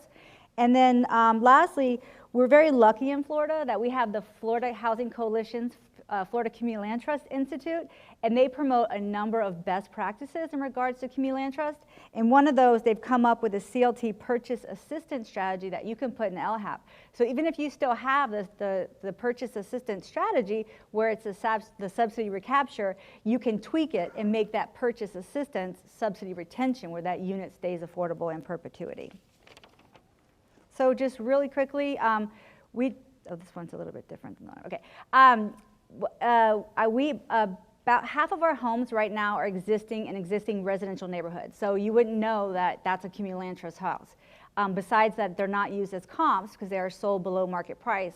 But beyond that, they look identical to what's existing neighborhoods. But we've also developed communities.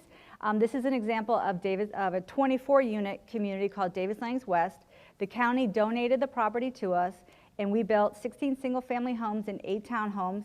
We used home funding as our source of gap for the affordability piece, and 22 of the homes were sold to 80% AMI homebuyers, and 2 were sold to 120% AMI homebuyers.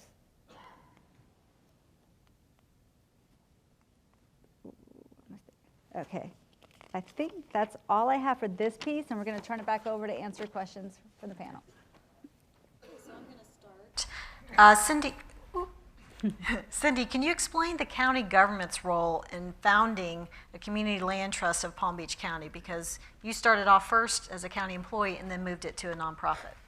Yeah, that's correct. So back in the early 2000s, we were at the height of the last market peak, and the county was really focused on a homeownership strategy, but the gap between, especially the 50% AMIs that have to be serviced by the SHIP funds, and they wanted to do the homeownership, it was just increasing significantly. So people that earlier on got subsidy of $10,000, $20,000 were making $200,000 and paying back the $20,000, and there wasn't enough money to get the next person in.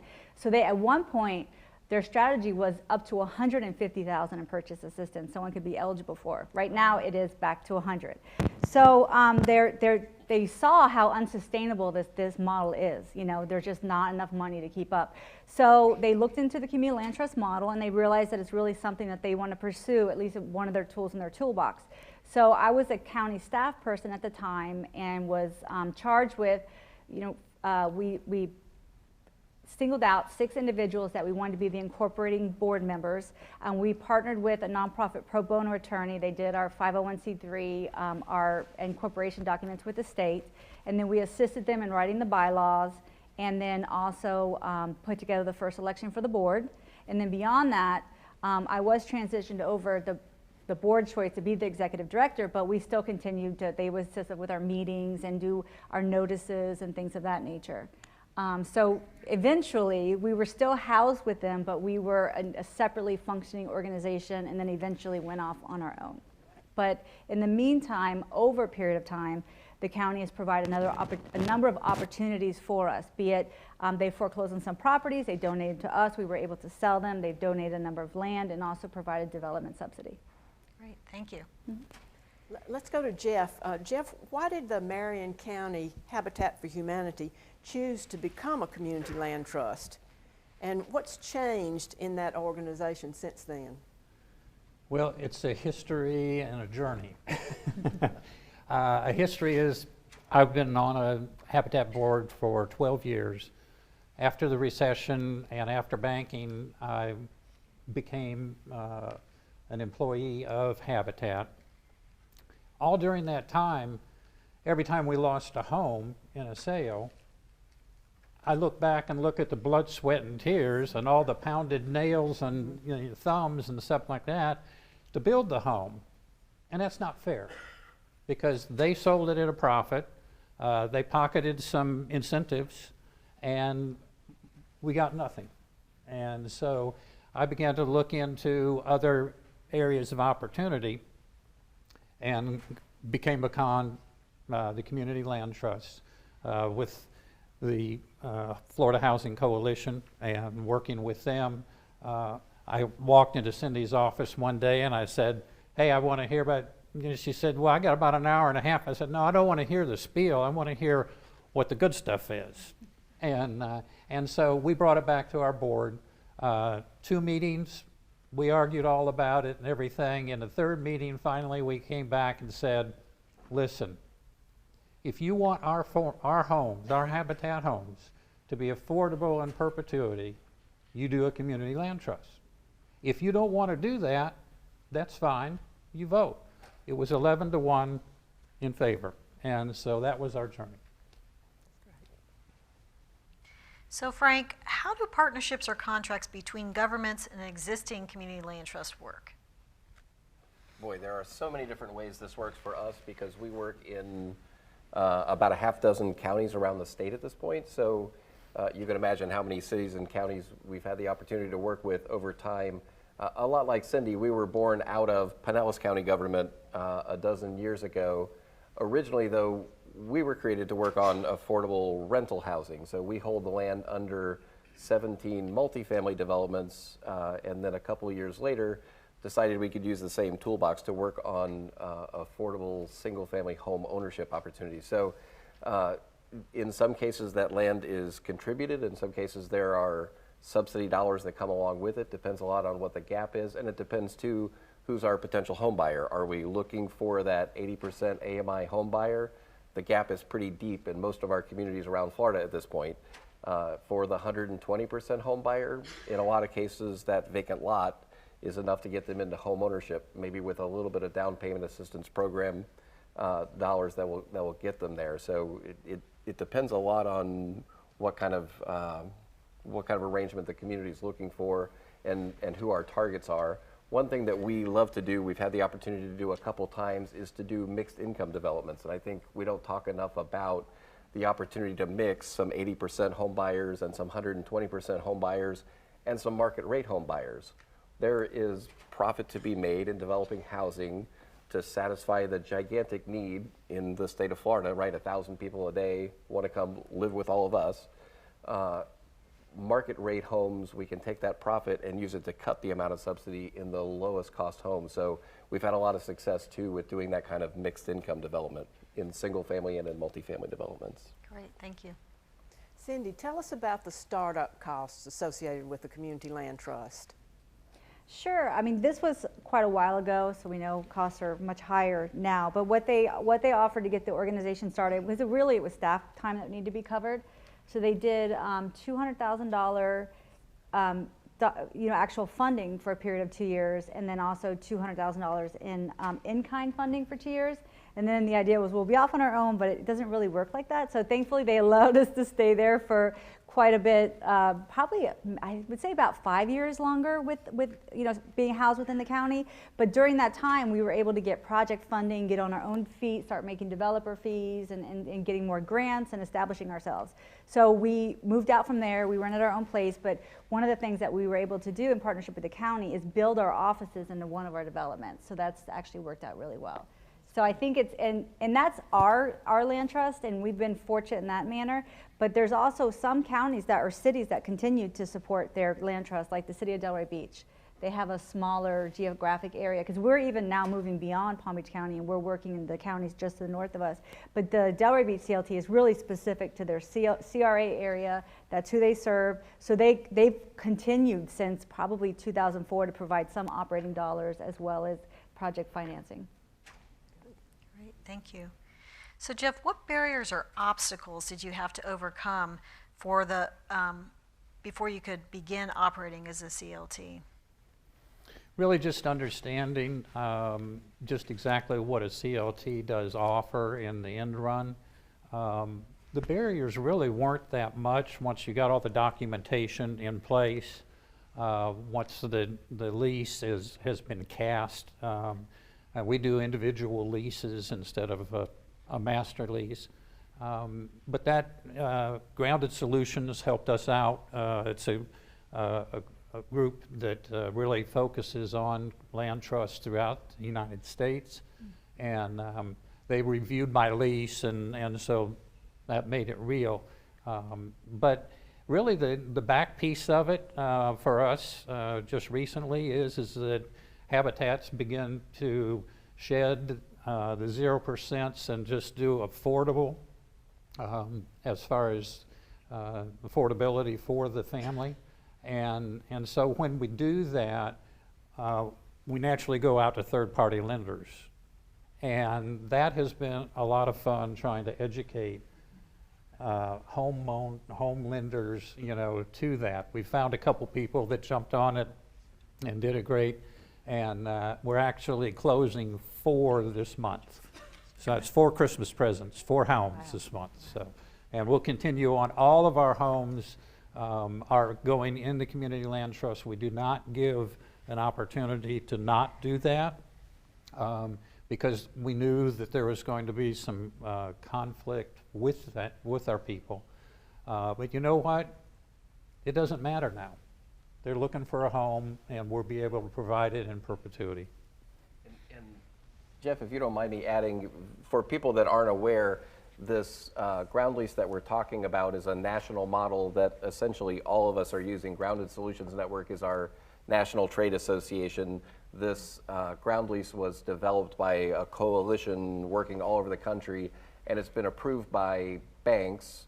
There's a rider for Fannie Mae, a rider for Freddie Mac, so the loans can be resold on the secondary market. So a lot of work has gone into, over the last 20 years, creating a model that can really let these homes be marketed very similar to a conventional loan. One of the biggest challenges, like Jeff pointed out, as we enter new markets, is finding the lenders that can understand that.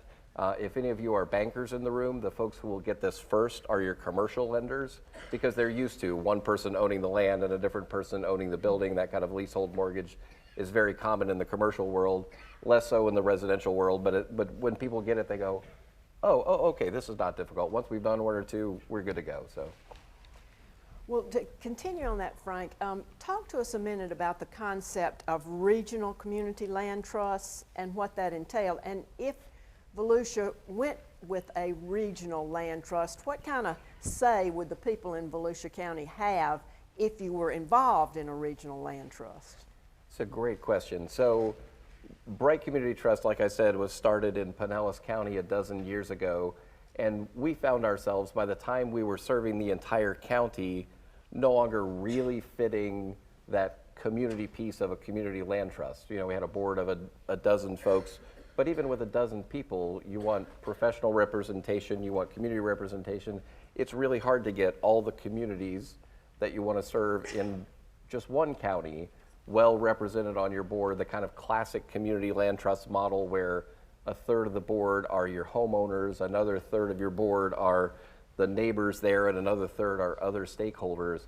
And so we started looking at, okay, as we're expanding now around Tampa Bay, how do we rethink this concept? And then particularly as we were invited to work with the partners around Osceola, Orange, Seminole County, how would we rethink this model so that we could benefit from what we've learned doing this for a dozen years with both single and multifamily and so forth, but really keep that community component. And what we landed on was there's so much of this that we can centralize to make this more efficient. We don't need a CFO in every community that we work in. We don't need somebody monitoring compliance in every community we work in. We don't need somebody doing the housing counseling programs. We need that function available, but they don't have to be implanted in every single community. What we do need is the community input that tells us what are our priorities here. Do we want to do exclusively single family, or is a townhouse development appropriate to our community? Do we want to do below 80% home buyers? Do we want to do 80 and 120? Are we looking for some market rate in our community? Those kinds of questions only a local neighbor kind of council can really answer. And so we created a structure where we're centralizing a lot of the admin, but then creating local councils that guide us on how do we really work in a way that best answers the community needs. If I could jump onto that, Habitat world, I'm starting to regionalize our CLT. And I have 3 other Habitat affiliates that are interested in housing their homes into a regional CLT. And that just takes the burden off of the local Habitat to do it one-on, one-on, one-on. And so we're endeavoring to do that as we speak. That's great. So, Cindy, how long, and I think you sort of touched on this, but how long did the process take to, from the very beginning till you could really have the capacity to function on your own? And I know we talked about this before. You said you had a little blurb in the real estate market that affected it, but go ahead and share that with us. It probably took about a year to get the incorporators together, to get the 501c3, and get that structure in place. It took a little longer to negotiate the funding agreement between the county and the organization, because you had 6 independent board of directors and then the county, so that took a little bit more time. So we were probably, I would say, within 18 months ready to go. But our initial strategy was going to be homeownership development, and then the market crashed. So it didn't make any sense to build a home. So what we were able to do, because we had the staff and we had the capacity in-house, was to shift our strategy, and then we started acquiring. First, we were acquiring units that builders built on the model that will only be able to sell for 1/3 of their cost. So first we just built brand new units and resold them on a land trust, and then we shifted to an acquisition rehab strategy. More recently, we partnered with the City of Port St. Lucie. We were awarded the contract to develop and administer their program in January, and we're already marketing the houses. So we didn't build them, but it was that was a lot faster for us than to go through the whole creation process. But. Great, thanks. That's great. Jeff, tell us about the concept of pass it on mentally. Well, it all begins when we sit down with our future landowners and talk about the CLT. And, they glaze over, and we have materials that we can talk with them about, and quizzes and things like that. But I've started off to say, hey, look what we've done for you. We build a house for you, we put it in a community land trust, and guess what? If you want to sell that home, we're going to buy it. We get a first right of refusal, okay? And we're going to share in equity. We use the appraisal method, and at the bottom line, that gives us an opportunity to get that house back, rehab it, and get another home in place as far as another family at 80 and under AMI. And so that's why I say is you pass it on. And sometimes when we use that language, they said, oh, okay, I get it. I get to use it now, and someone else is going to use it after I no longer want to do it. And so it becomes very easy then. And if I can just add on to that, I think it's important to help people understand this is not an alternative to fee simple home ownership.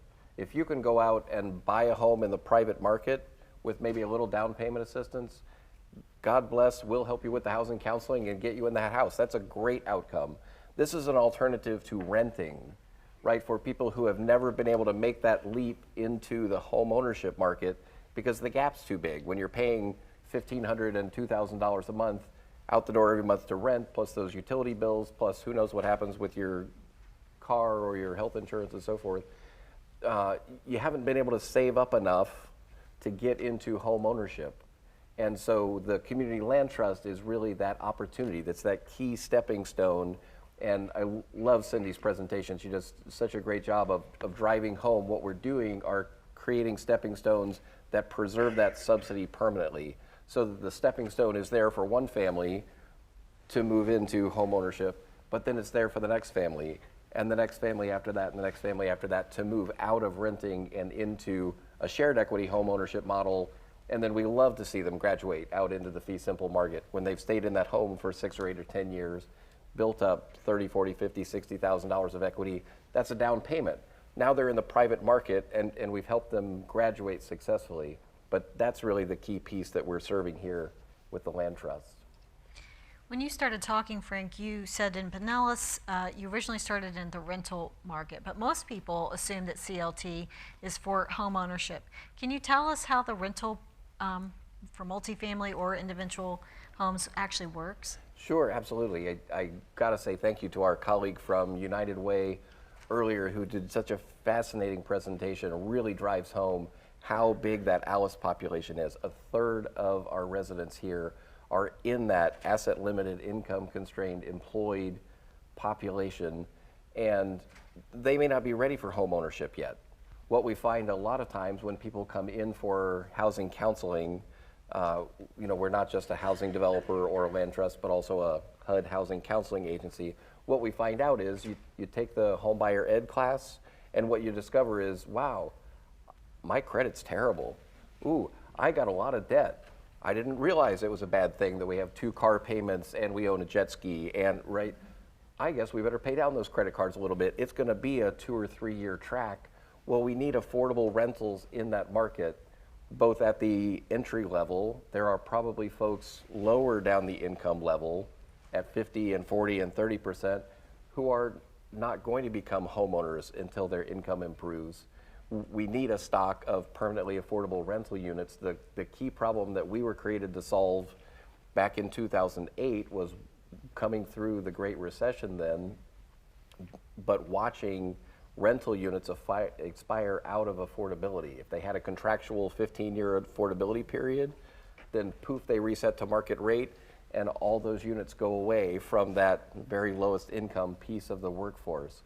And the county was finding it was putting its money out to accomplish the same thing over and over and over again instead of creating net new units. So the Land Trust is also a fantastic tool in some cases for preserving affordability of rentals as another key piece. We think of the housing ladder. We need to solve housing affordability all up and down the income spectrum, home ownership kind of at the top of the ladder, affordable rentals, and then things like permanent supportive housing to support our veterans and others who have critical needs. Those also can belong in the Land Trust. We have some of those units in our Land Trust as well. Great, thank you. Well, Frank, you've told us so much about, and Cindy and Jeff, about the various models. What other kind of community ties work with the Community Land Trust model? We really think that the community piece of Land Trust is super important. So we're not just developing housing. We manage the regional task force in Osceola, Orange, Seminole County on evictions and foreclosures coming through the pandemic here.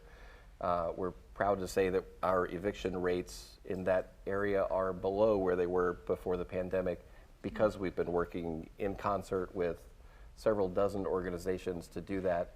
We've worked on emergency food access programs. One of the first things that we did in response to the pandemic was call our pastors, call our community leaders, call our small neighborhood nonprofits and say, where's there a gap that we can help you fill? The first thing that we heard was, I've got seniors in my congregation, I've got families at my child care center that have medical issues. that are being told they have to stay home to stay safe, they rely on a food pantry to eat. What are they supposed to do? Well, so as a regional land trust, we're in the position to call the regional food bank and say, hey, how do we partner up on this? Second Harvest said, we're figuring out how to do contactless food deliveries. We said, great. We've got the community contacts in the hardest hit communities to identify the families. We'll go find the families, you figure out the food logistics. We'll get food delivered, contactless deliveries to their doorstep, right? We've worked on things like that. We've done COVID testing in neighborhoods because we recognize that in some of our lowest income neighborhoods, people don't have transportation to get to the big COVID testing sites a year ago. We really think it's important that we invest deeply in the full spectrum of community development, not just housing development, if we're really going to lift up all of our communities. And just to add this point, I think we haven't spoken about one of the other key points of a community land trust is stewardship. So stewardship of the homeownership tenure, stewardship of the physical structure. So we do monitoring to make sure that they're maintaining their unit, annual occupancy certifications, but beyond that, you know, a lot of times when you sell an affordable house, that's kind of it. Maybe you provide some post-purchase, but that's it. The family's on their own. We gave them education, hope they do a good job. But with community land trust, because we're there through that 99-year period, we're there. So like for us, we've done the food distributions and grocery gift cards, and also if they're feeling any signs of financial duress, I mean, we want them to be successful. That's important for us because it's important to our model. So we've put people with the hardest hit to work out their mortgage. More recently, we've done the COVID mortgage workout. So I think it's really important that, you know, you have that person that's holding your hand through your homeownership tenure. And it really was proven during the mortgage meltdown. And forgive me, I can't remember the national average. I think it was 4%, but the community land trust foreclosure rate was 0.4%. So they were really successful. And part of that is because also you're buying your unit below market value. So even if the market drops, there's some cushion. So you're not necessarily underwater. So I think that that's another big piece to the backstopping and the stewardship of those units. That's a great point. Great point. Well, I think this has been a fantastic panel, but this session's not over. So do you remember in the instructions in the beginning, I said to please download onto your phone the Mentimeter app. So for those that are in the room as well as those that are online, if you would pull up your Mentimeter app. I'm doing it with you. This is our first time in a large group. We did test this. We had a beta group. So there is a code on the screen, and I'll read it to you. 6242808, and you need to add that into your phone. So 6242808, submit, and then you will be able to answer the first question. Should a community land trust be a priority for the county? I'll tell you what I'm going to say. Yes. Submit. And as you can see, the numbers just keep going up. So as soon as we think we've got about 150 in the room, we've got about 60 online. We'll let that go for a little bit, and then we'll ask you our second question. How many are not using the Mentimeter app, so I can kind of get a feeling? It's fine. Just a few? Okay. All right.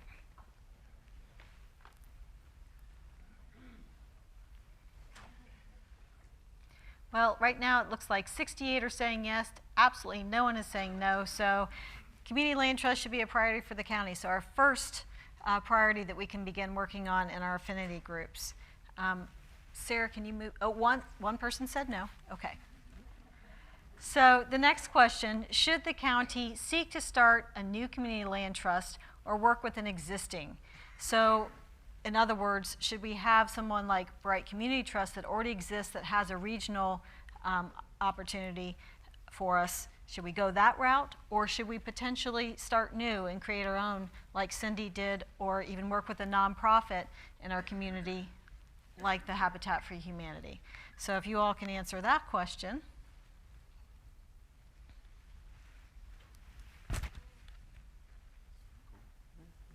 They're excited. They're watching the results down here.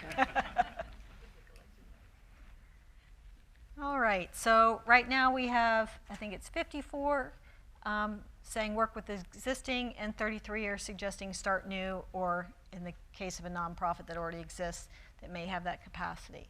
So those are our two questions that will be part of what the affinity group for the Community Land Trust will be focusing on as they move forward. So right now, we really appreciate you participating in the polling and being here.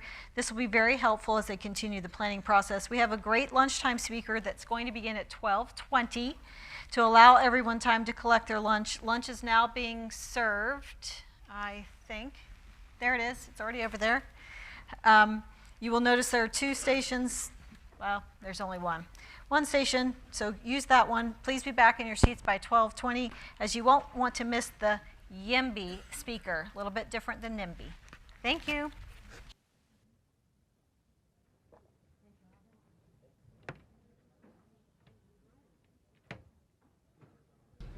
Well, good afternoon, everybody. I hope you're enjoying our lunch. And today I have the pleasure of introducing our luncheon speaker. Her name is Jillian Bandes. She's from Pinellas County. She is a general contractor who has done numerous commercial projects that involve healthcare, retail, commercial, office, multifamily, and municipal buildings. And as she told me earlier today, her daytime job is a contractor, but her 24-hour day is an activist. And as such, she serves on multiple boards over in Pinellas County. She serves to the city of St. Petersburg. She's associated with the St. Petersburg Chamber of Commerce. She works with St. Pete College. She also is a member of ULI. And while she has spare time, she's also the treasurer for Bright Community Land Trust. So she's got a little bit of a busy dance card there. The thing that she's really important to us here is she's the founder and president of YIMBY. Those of you who are not in tune with that acronym, it's Yes in My Backyard. Many of us have to deal with NIMBYs as we proceed forward with some of our affordable housing projects. Folks who are not necessarily wanting that project in their backyard. So it's important that you see this advocacy coming through and being able to be established so that our locally elected officials have a little bit of pressure taken off of their backs. So I would like to have a Volusia County warm welcome for Jillian Bandes as she comes forward and teaches us how to set up a YIMBY.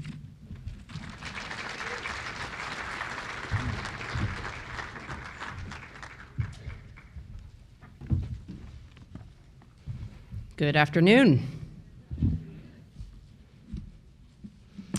Talking about how bad the affordable housing problem is to this crowd is like talking about how bad the Jaguars football team is to the good citizens of Jacksonville.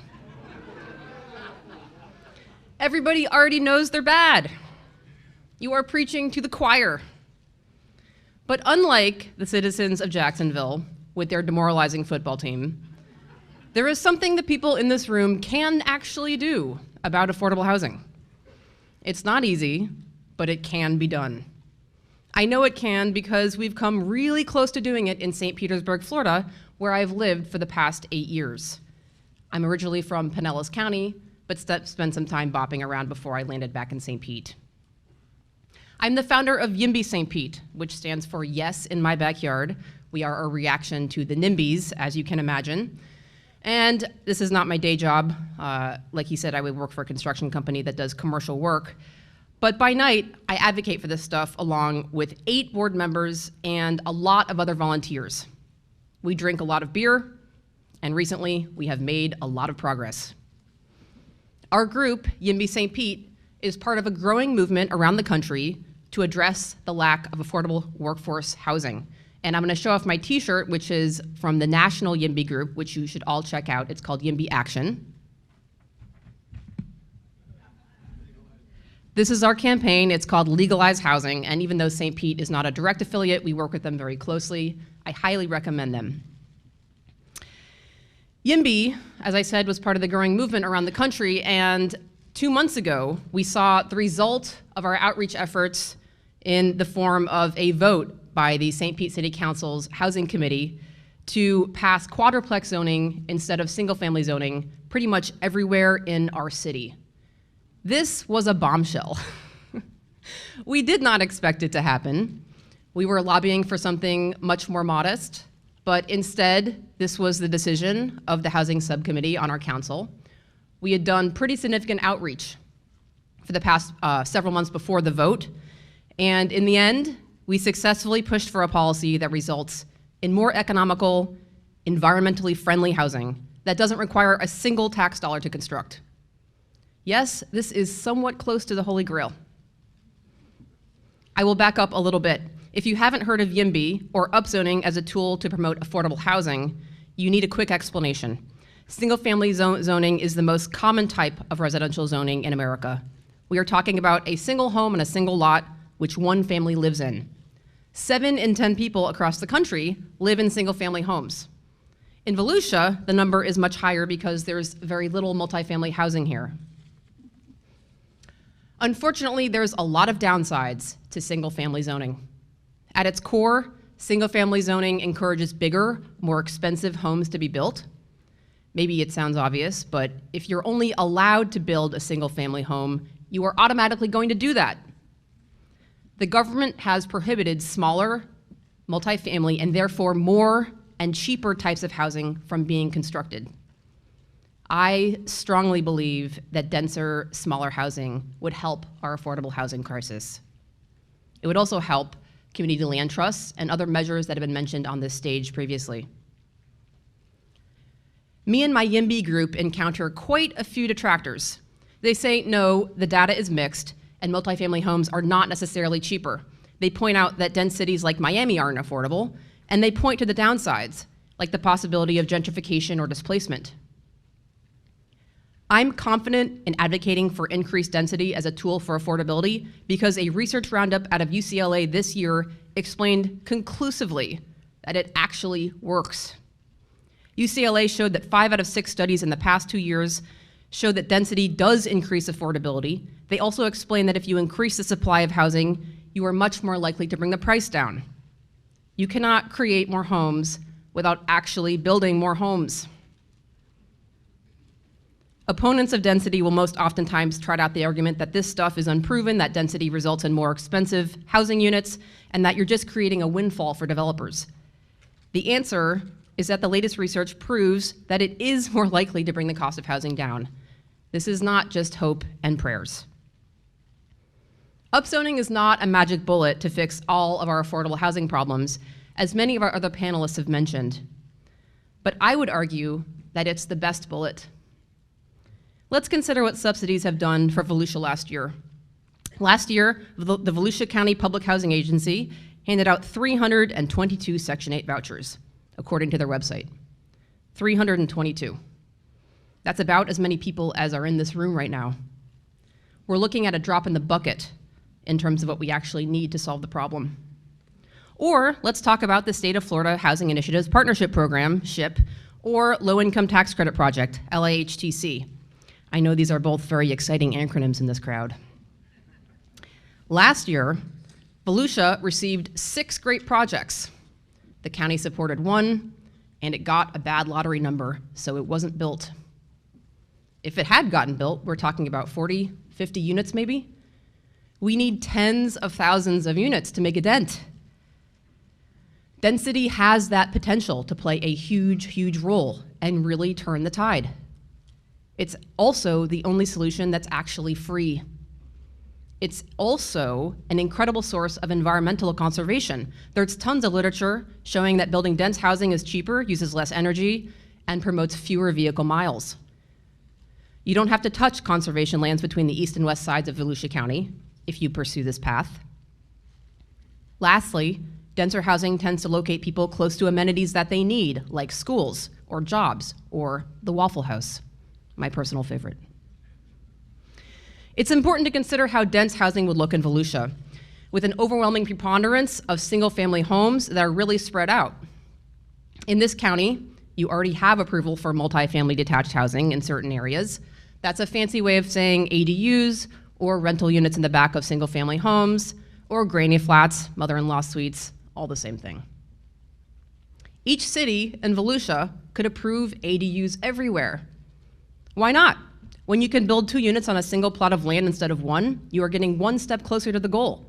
Probably the biggest single holdup, besides the misguided notion that density doesn't actually increase affordability, is the idea of neighborhood character.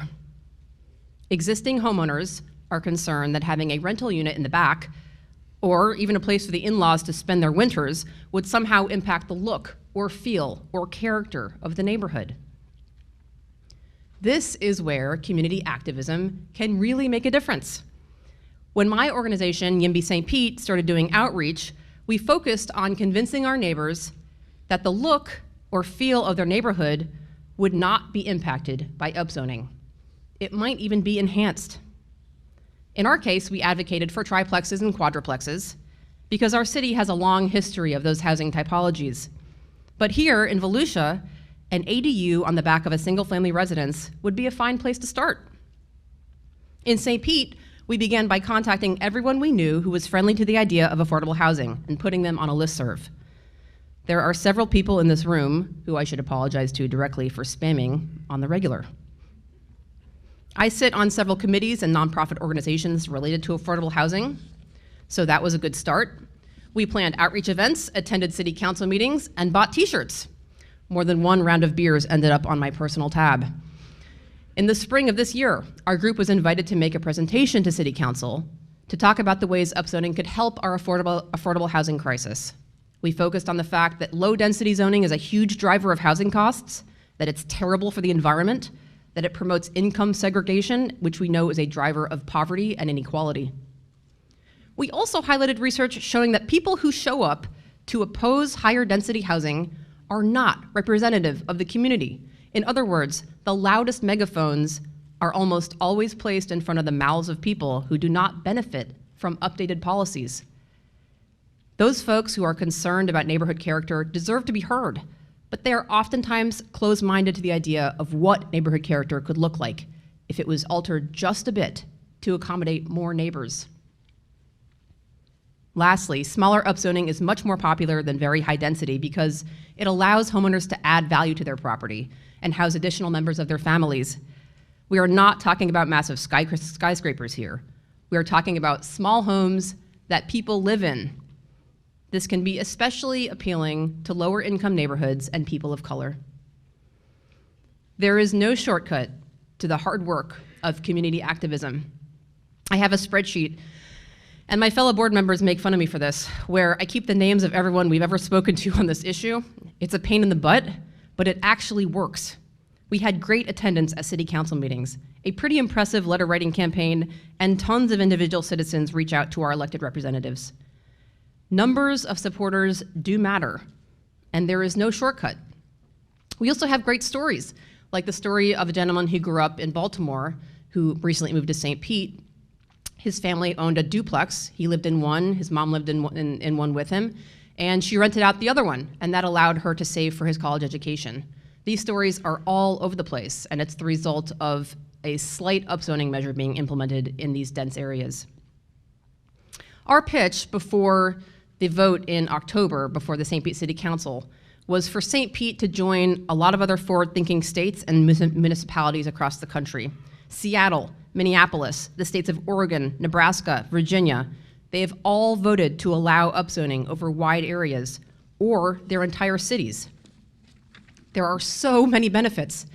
It's easier to open and maintain businesses that workers can live close to. Public transit is more practical. You bring more property taxes into the city because you will create more housing units. And like I said, for many families, you can create incredible generational wealth through the income stream of an ADU. Now, there's still a long way to go. The full city council vote will take place in February, but things are looking very, very positive. The subcommittee vote for us was a recognition that public activism really works in the city of St. Pete, and it could work here in Volusia, too. Thank you.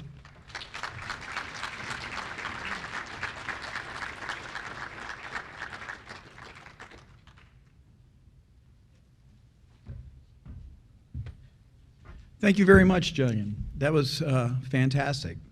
We're so far on track. We do have 2 breakout sessions that are going to be starting in about 25 minutes. For those of you who are geographically disinclined, all you got to do is go out these back doors, take a right, take another right, and it's either going to be in room 101, where we will be dealing with bridging the gap, coming up with funding alternatives for affordable housing. That's where Donna will be leading a group and a panel discussion about what are our options in regards to coming up with that gap financing and where we can come up with those. In room 102, we will have a group going over the issues of zoning, exactly what Jillian was just talking about, and that's called breaking the barriers, rethinking zoning, and coming up with ways that we can talk about what can the local governments here in Volusia County do to assist those who are providing affordable housing to get to that target. So we'd like you to just go ahead and start wrapping up. After we get through with the breakout sessions, we would like you to come back here. We're going to hear from a local authority who went through and dealt with some affordable housing issues, and then we're going to report back on what the panelists and the breakout groups came up with the 2 different discussions, and kind of put in motion those affinity groups that Donna talked about earlier. So thank you very much. I hope everybody's enjoying the summit, and look forward to seeing y'all in one of the breakout sessions.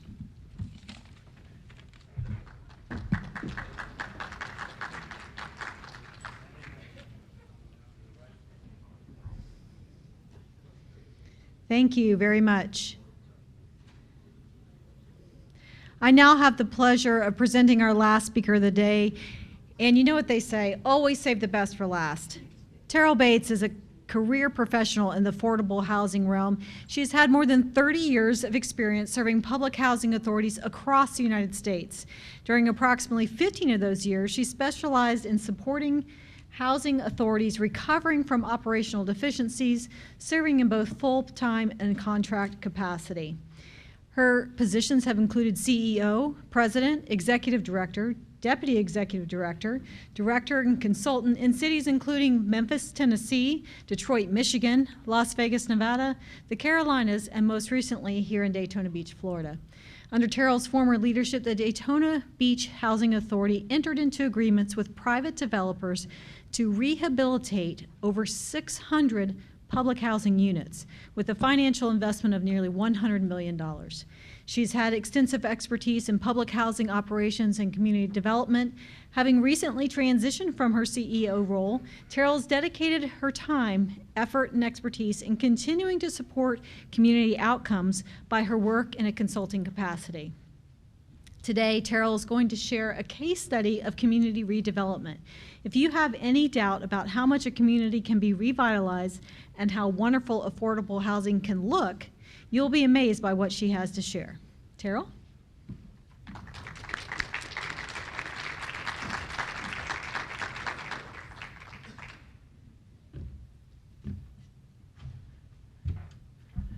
Thank you, Donna. That was so nice. I was looking around for like that person she was talking about. So I have to offer an apology. First of all, I'm hoarse, and I've been the person at the back of the room coughing all day. I am COVID tested, and I am negative, okay? So I'm not gonna make anybody sick here. At the time that I agreed to do this, so earlier in the year, maybe even last year, Carrie Bird and Donna and I began to talk about working together for this housing summit.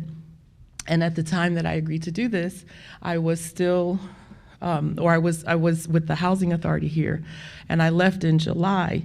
So I want to focus on a project that I've done and can talk about, but I did not want to necessarily present a Daytona project. So I'm going to share, it's an even bigger project, really nice one, from my former PHA.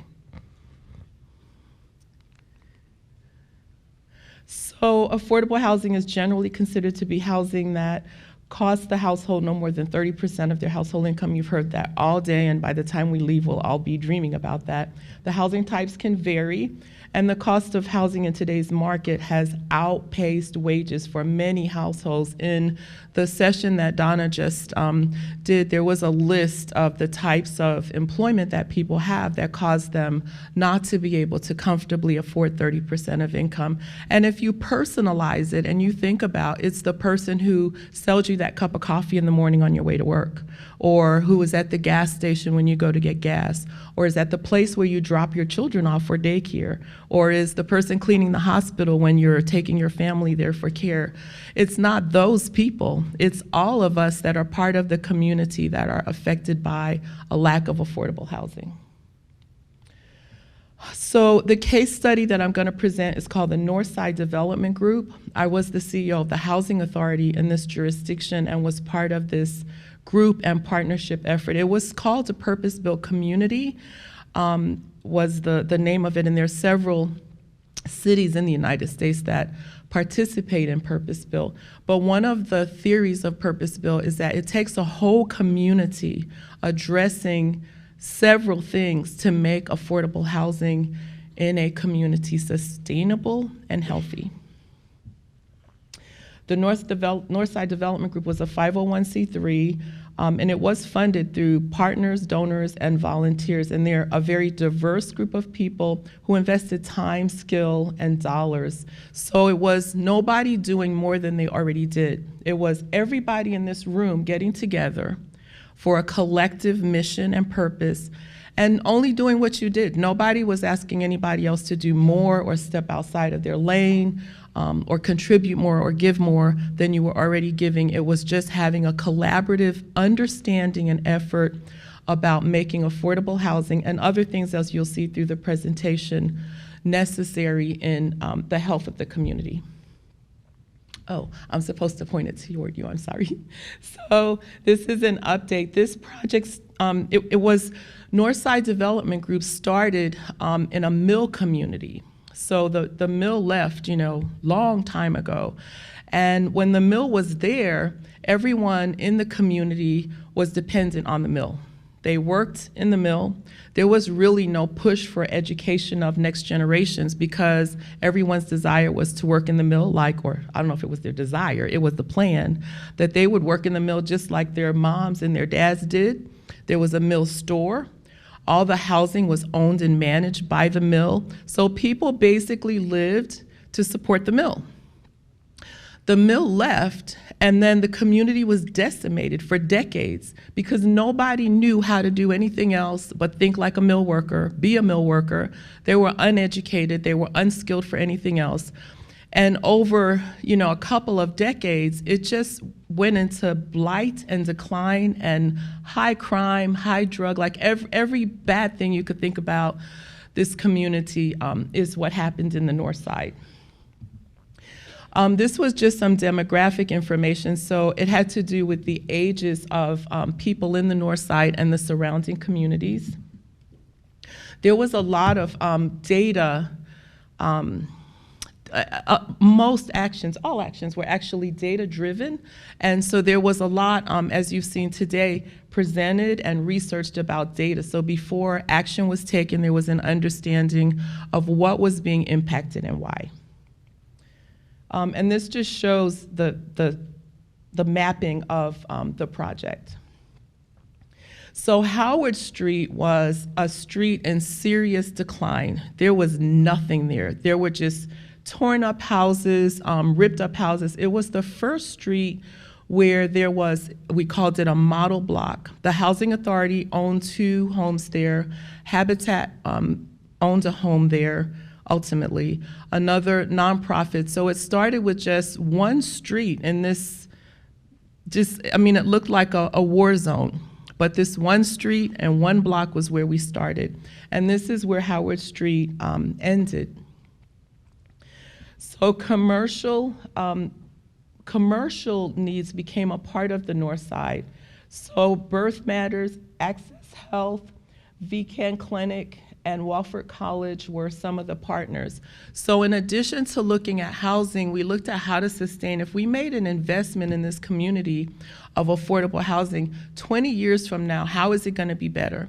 And part of that was understanding it was, cradle to career. So we knew every baby that was born or being born in the North Side during the time that we were working. And we worked with partners to help parents beyond love to ensure that their children were healthy and that their children were ready for school when it was time for school, that there was access to health for the people that lived in the community. Very often, low-income households don't have a focus on health because they don't have health insurance. So they're not healthy, and they're presenting at hospitals. In this case, there was a local hospital that worked with us, and we have 2 great hospitals in Daytona Beach, and I know 2 of those have been working with a local nonprofit here and recognize the same things, that when people are showing up at hospitals with asthma and all kinds of things that could really be managed differently, there is a savings both to the institution and to the health of the family.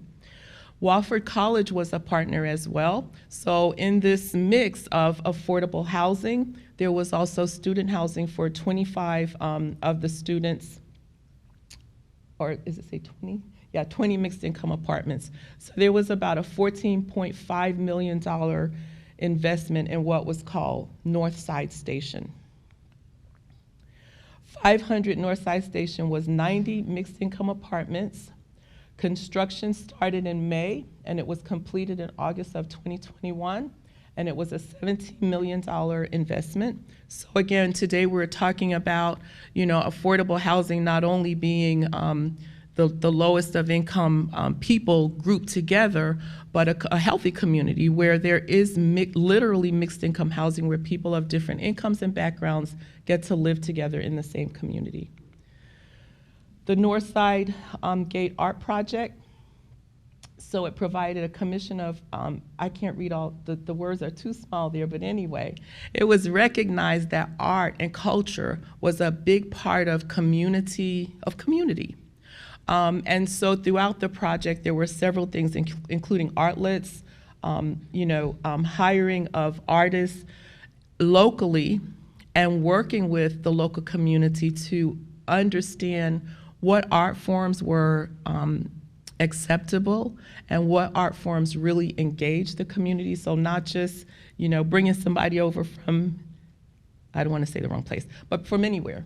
To drop something into the community that didn't have significant, impact on the community. And again, in a healthy community, there is an appreciation and participation in the arts. And low-income households, don't always have the budget to go to plays and concerts and museums. So incorporating art into the community became a part of the fiber of the health of the community.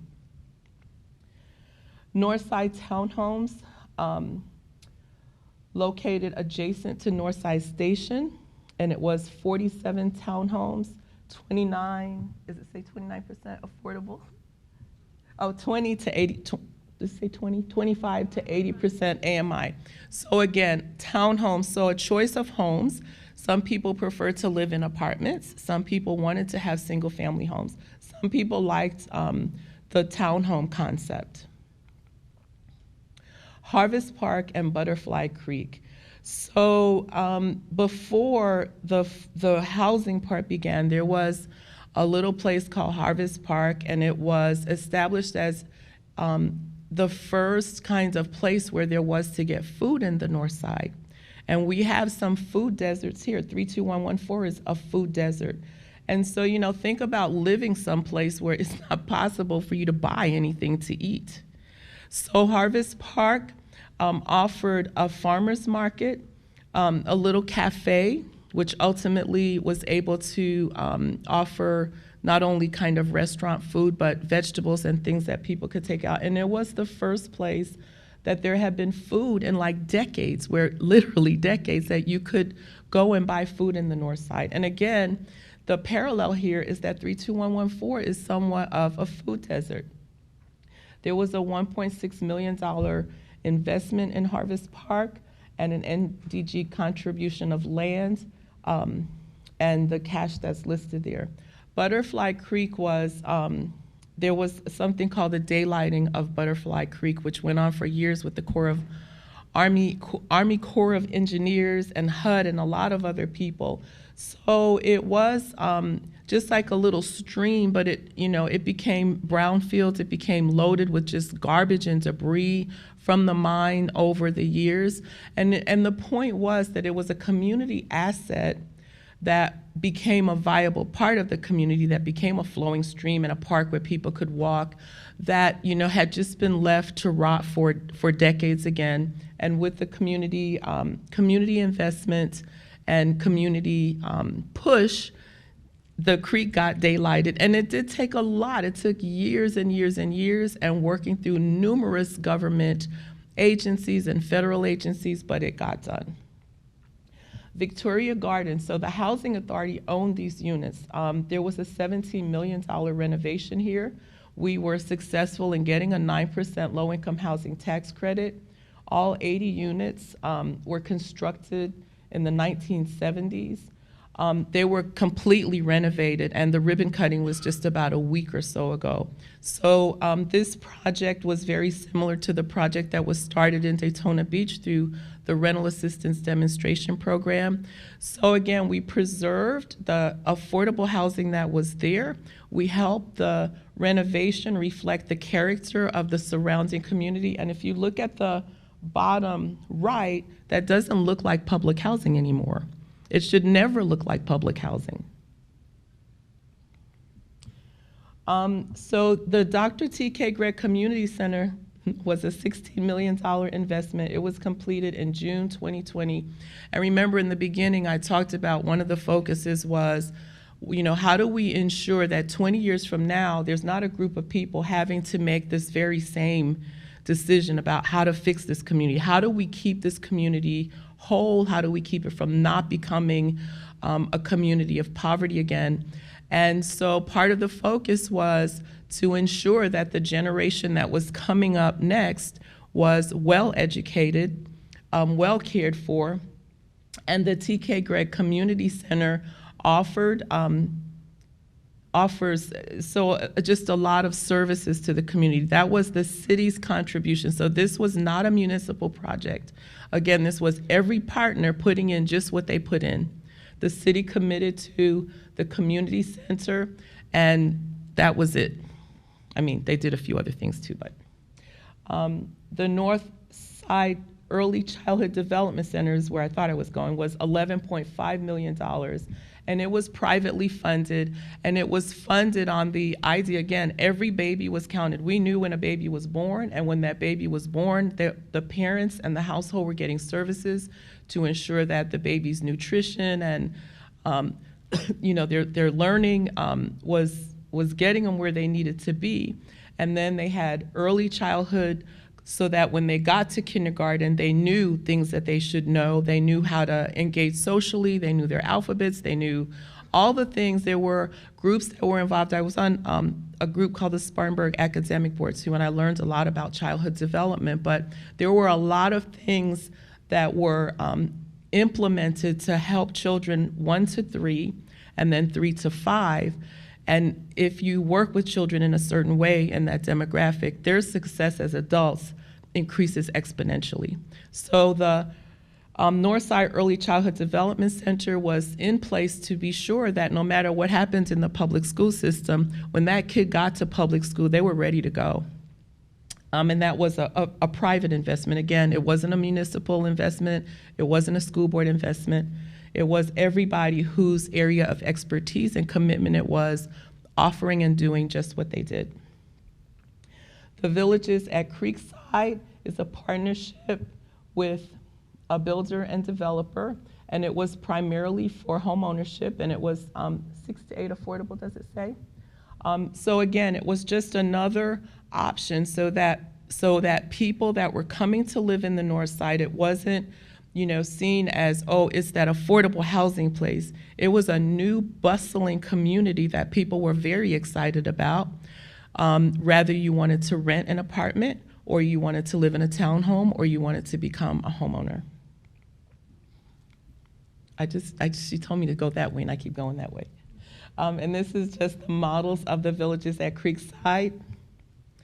The Ellington was 50 senior affordable apartments completed in September of 2021.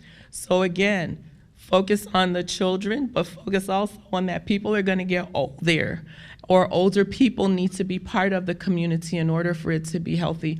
One of the things that happened that was really unique there, that probably, only a few cities could make this happen, the city agreed not to support any tax credit applications that were in competition with the Housing Authority or the North Side. That was just not going to happen. And so people didn't come to compete with us. They came to work with us and be a part of this. And I don't mean to say they didn't get the subsidy support, but they didn't. Like, we were focused, laser focused on this. And so we did need some political will to make it happen as well. Bond Haven Apartments, 150 market rate apartments. So construction started in May of 2020 and completed summer of 2021, because when you don't have affordability and subsidy and grants, you can build a lot quicker. But again, it offers, so there are several colleges in close proximity to this community, and the community was in the middle, the colleges were around, and those people went that way to go home. Now suddenly they came this way. Sunshine in Sight, former site of the Sunshine Inn. This was like one of those rent you by the hour hotels, like where you didn't get a key. That doesn't happen in anybody's world here. Nobody knows about anything like that, but I'm telling you, in some parts of the world, it happens. So that's what this was. The nonprofit purchased the hotel in 2014 and demolished the motel with the help of Wolford, the city, and another nonprofit, and then a developer came to help, and there's a closing scheduled in October. This was where the Sunshine Inn was and what it's going to look like, or is expected to look like once it's done. And again, you would have had to have seen the blight and the traffic and the crime that came with, the revolving door of the hotel. It was just really bad. Aiden Bonded Warehouses was purchased jointly by the city and NDG to develop.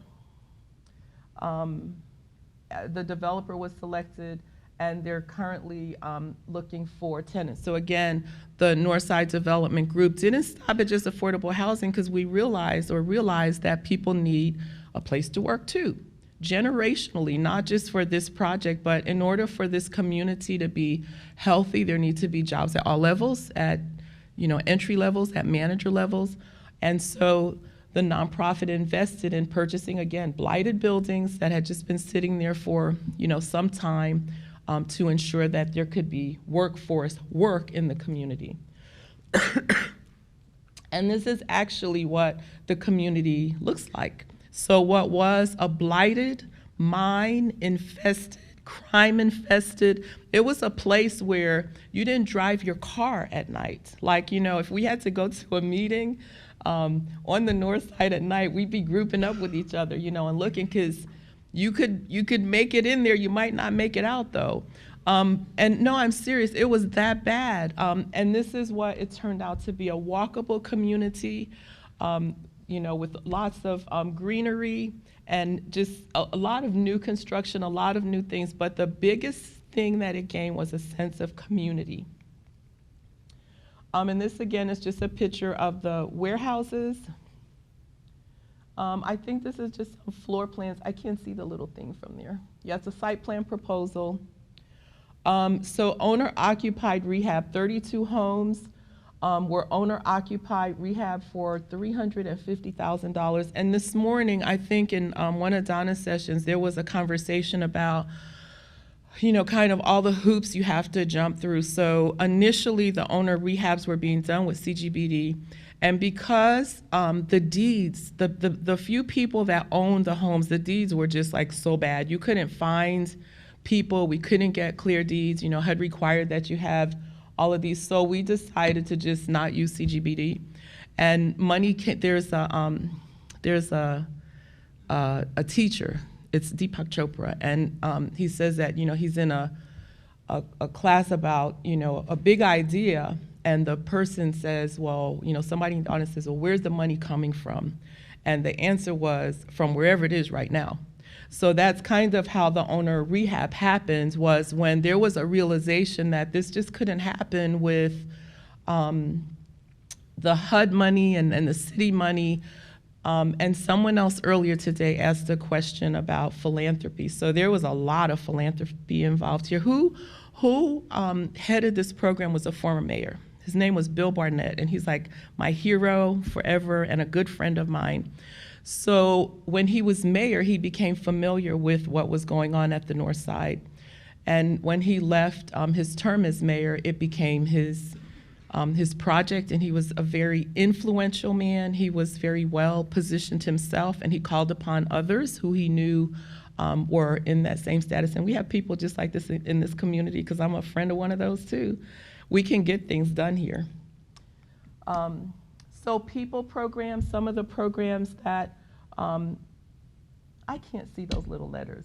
But anyway, those were some of the programs that were started for people. There was an entrepreneurship program. What does the first one say? Somebody tell me. Oh, Build Me.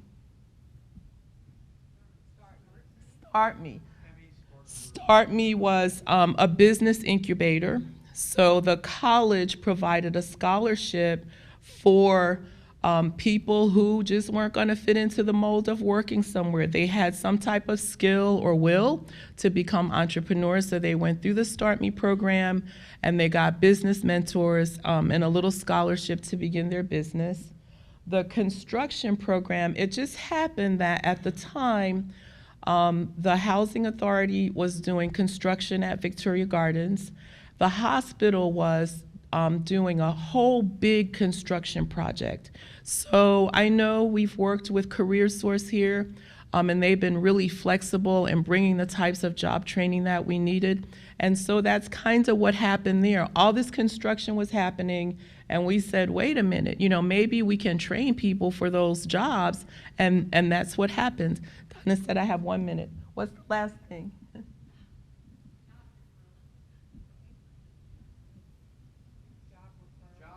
Job referrals, okay. Yeah, so, figuring out who needed people where, and providing kind of a same thing through this networking, like I need this or I need that, and getting people trained and ready to get hired. I should be at the end, I think. So after all of this, and while it still goes on, there are budgeting and virtual credit workshops, a willingness to want to prepare people for home ownership. And then this is the crime stat. So you can see in the beginning, it was a really, really high crime place. And as this project is going on and more people are involved in the community and present in the community, it wasn't because of more police. It wasn't because of more laws. It wasn't because of tougher sentences. It was because people cared. When people began to care and work together and think together and be together in that community, crime just almost disappeared. The total investment since 2013, 23.5 million. The total leverage, another 126 million. And so I will just close by saying, I came in 2018, I met some incredible people here. I was able to get incredible things done, and I'm grateful to all of you who helped all of us at the Housing Authority. We have in this community the resources, the intellect to do anything we want to do. Like, I am 100% convinced of that. And I just applaud you all for taking the time to be here today. And I know that somewhere soon we are the group that gets something like this started for the Daytona Beach and surrounding communities and Volusia County. Thank you.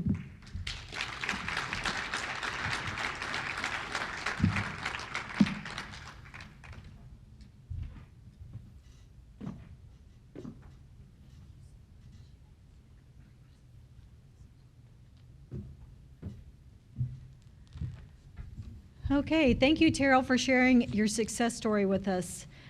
So Clay and I are up here now. We're going to share the high points of our 3 breakout groups, probably not on the CLT because you were all here for that, but then also share with you some of the polling results that took place.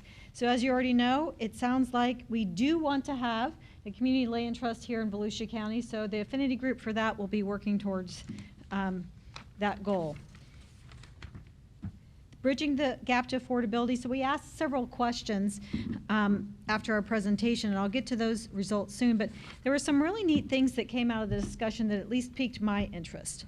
One of those, when the discussion for impact fee waivers came up, Mitchell Glasser from Orange County mentioned that they only do it for extended uses of 30 to 50 year affordability period. I thought that was very interesting. There was an interest in having a regional approach to address guidelines for SHIP and for the Florida Housing Finance Corporation's 9% low-income housing tax credit program. As you heard multiple times, it's very competitive. So I guess other states don't use the lottery program, so we thought that we might see if we could do something with that. And then I think regionally, I know Orange County staff is interested in talking to our staff about what things we could do to make it a little bit more flexible to use our SHIP funds. And then finally, so Orange County does have a very robust housing trust fund. They give out the funds competitively, and it's a revolving loan. But one of the things that was really interesting is they use an access and opportunity score that's using GIS mapping and determining all the different assets that are around the potential development to determine the score that it gets in the competition. And I thought that was really innovative. It takes what a lot of people complain about being political, it takes some of that out of that. So let's go to our questions for Bridging the Gap. The first question was, participants identified the most important funding tools to address in our plan as trust fund at 36%, project-based vouchers was 15%, the Finance Authority, and interestingly, the Housing Finance Authority also does homeowner projects as well as rental housing. And finally, our federal grants as a source. I don't think they were turning down any other sources, but those were the primary ones that they went through. So that's the first question. The next question, they ended up deciding they had an option between homeownership and rental housing as which would be more important in our community, and they really were pretty close with rental housing being slightly more important to them than rental housing. And finally, they ranked the types of housing that should be focused on in the plan. There were more than 4 here, but we've got the top 3: workforce rental housing, extremely low income rental housing, and senior rental housing were the top 3 there. Now Clay's going to share his part. Thank you. Well, the first thing I learned is I got to amend our land development code, and we're getting rid of the term duplex. We're going to have paired townhomes or paired villas, because duplexes are nasty, but a paired villa is apparently a desirable thing. In all reality, there was a really good discussion. The fact is that we all realize that a lot of our zoning regulations were put in place in 1970 and duplicated throughout. And so all of our panelists came up with some really good, just like top 10 hits that we need to be looking at as a whole. Some of them may work. Candidly, I think we're carrying on that same theme of one size doesn't fit all. What can work in Midtown Daytona Beach is not going to be effective in Pearson. And so we need to recognize that.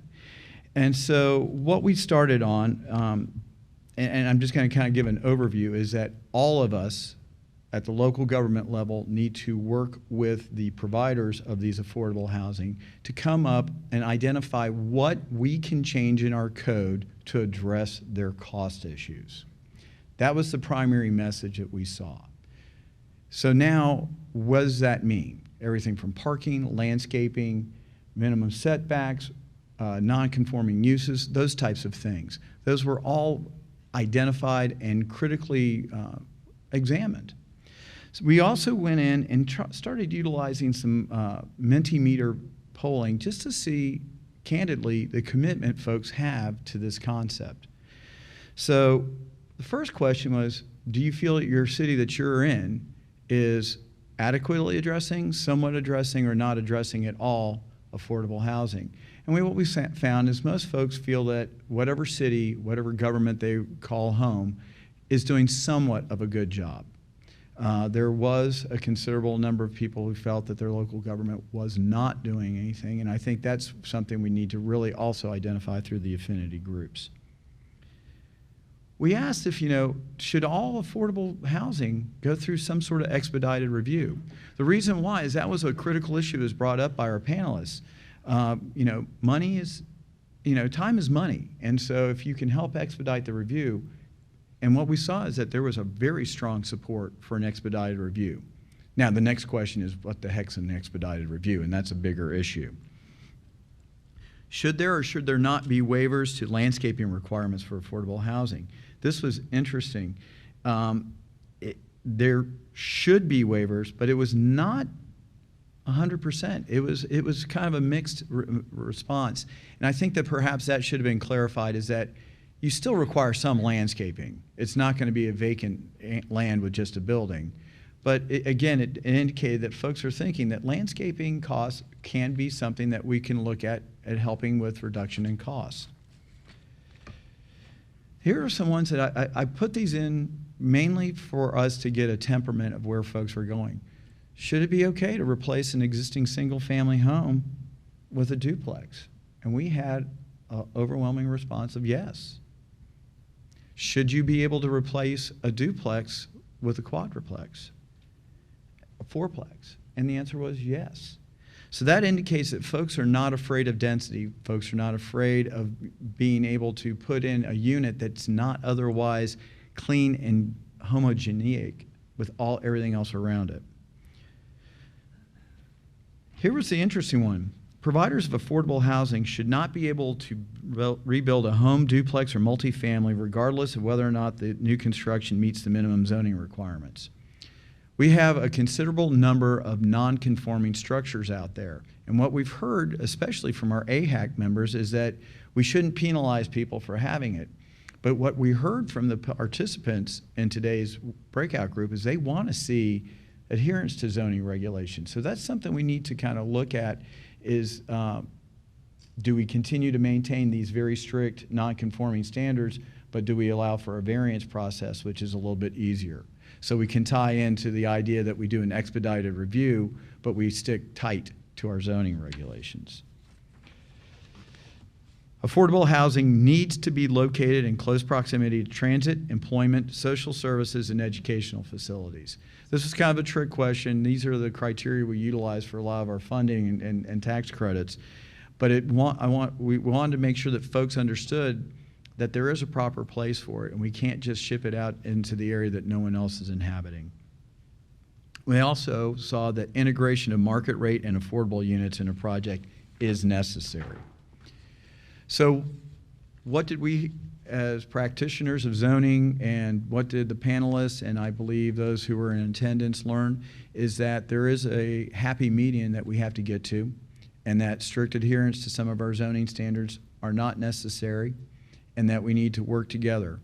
We also learned that Mike Dyer can turn a real bright shade of red when I throw a question his way.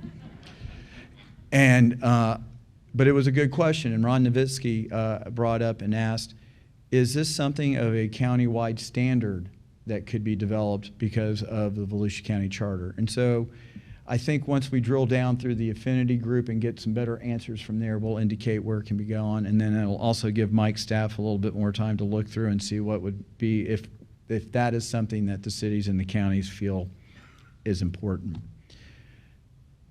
You've heard Don and I talk about affinity groups. What exactly is an affinity group? It's a group of people, smaller number of people, who are working focused on one particular topic to come up with remedies and solutions. So as you heard, we have three various issues that we're talking about: community land trust, funding, and zoning requirements. We are looking for volunteers. In your forms are applications to be part of these groups. If you want to fill it out and give it to us today, we would love it. There's a basket out in the main entrance that you can drop them off at. Also, if you're looking to see whether or not you have the commitment of time and you need a little bit of time to figure out, we'll give you at least until this Friday. That's right, December 10th. is our deadline. So what you need to do is look in there, make a decision if you can participate. If you can, you will see an email down in the application form. It's cabrown@volusia.org. Thank you, Corey, for being the recipient of all the applications of those who are interested in doing it.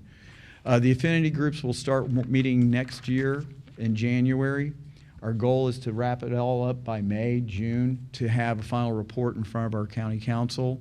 And we're looking forward to continuing on this discussion. Today has been a fantastic day. There's been a lot of emotion and a lot of positive movement towards what we see as a great place to be.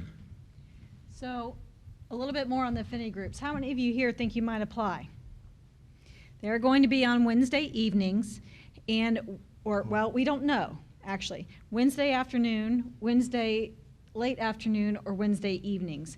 So we have one more Mentimeter poll. If you could go back onto Mentimeter and let us know if you prefer 3 to 5 p.m., 4 to 6 p.m., or 5:30 to 7:30.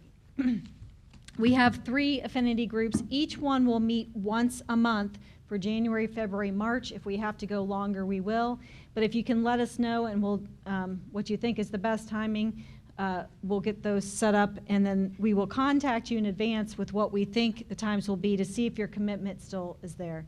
We are asked, you do not have to live in Volusia County, you don't have to be a resident, but we are asking that you commit to each of those meetings. Because there are only 3 work groups, a lot's going to be accomplished in each one, so we need you to do that. So thank you for polling. Oh, it looks like 3 to 5 might be our hot time. How many of that is staff? No. Yeah, definitely all county stuff. All right, let's see, one more thing. So we started the morning talking about prosperity, and we want everyone here to know that there's a community health survey that's going on right now. There's a paper copy out there. You can also find it online. This is being conducted by a variety of groups. Advent Health is one of them, and they're a primary sponsor, and asked if we would share that with you today. But it's being done by the health department and other agencies as well. That information really is important to help us know what the needs of our health are. When we talk about prosperity, it's one of the 10 root causes of generational poverty. And so if you can answer that for us and leave it, it would be so much appreciated. So with that, we're going to conclude for the day. Thank you so much for being here. We really appreciate your time.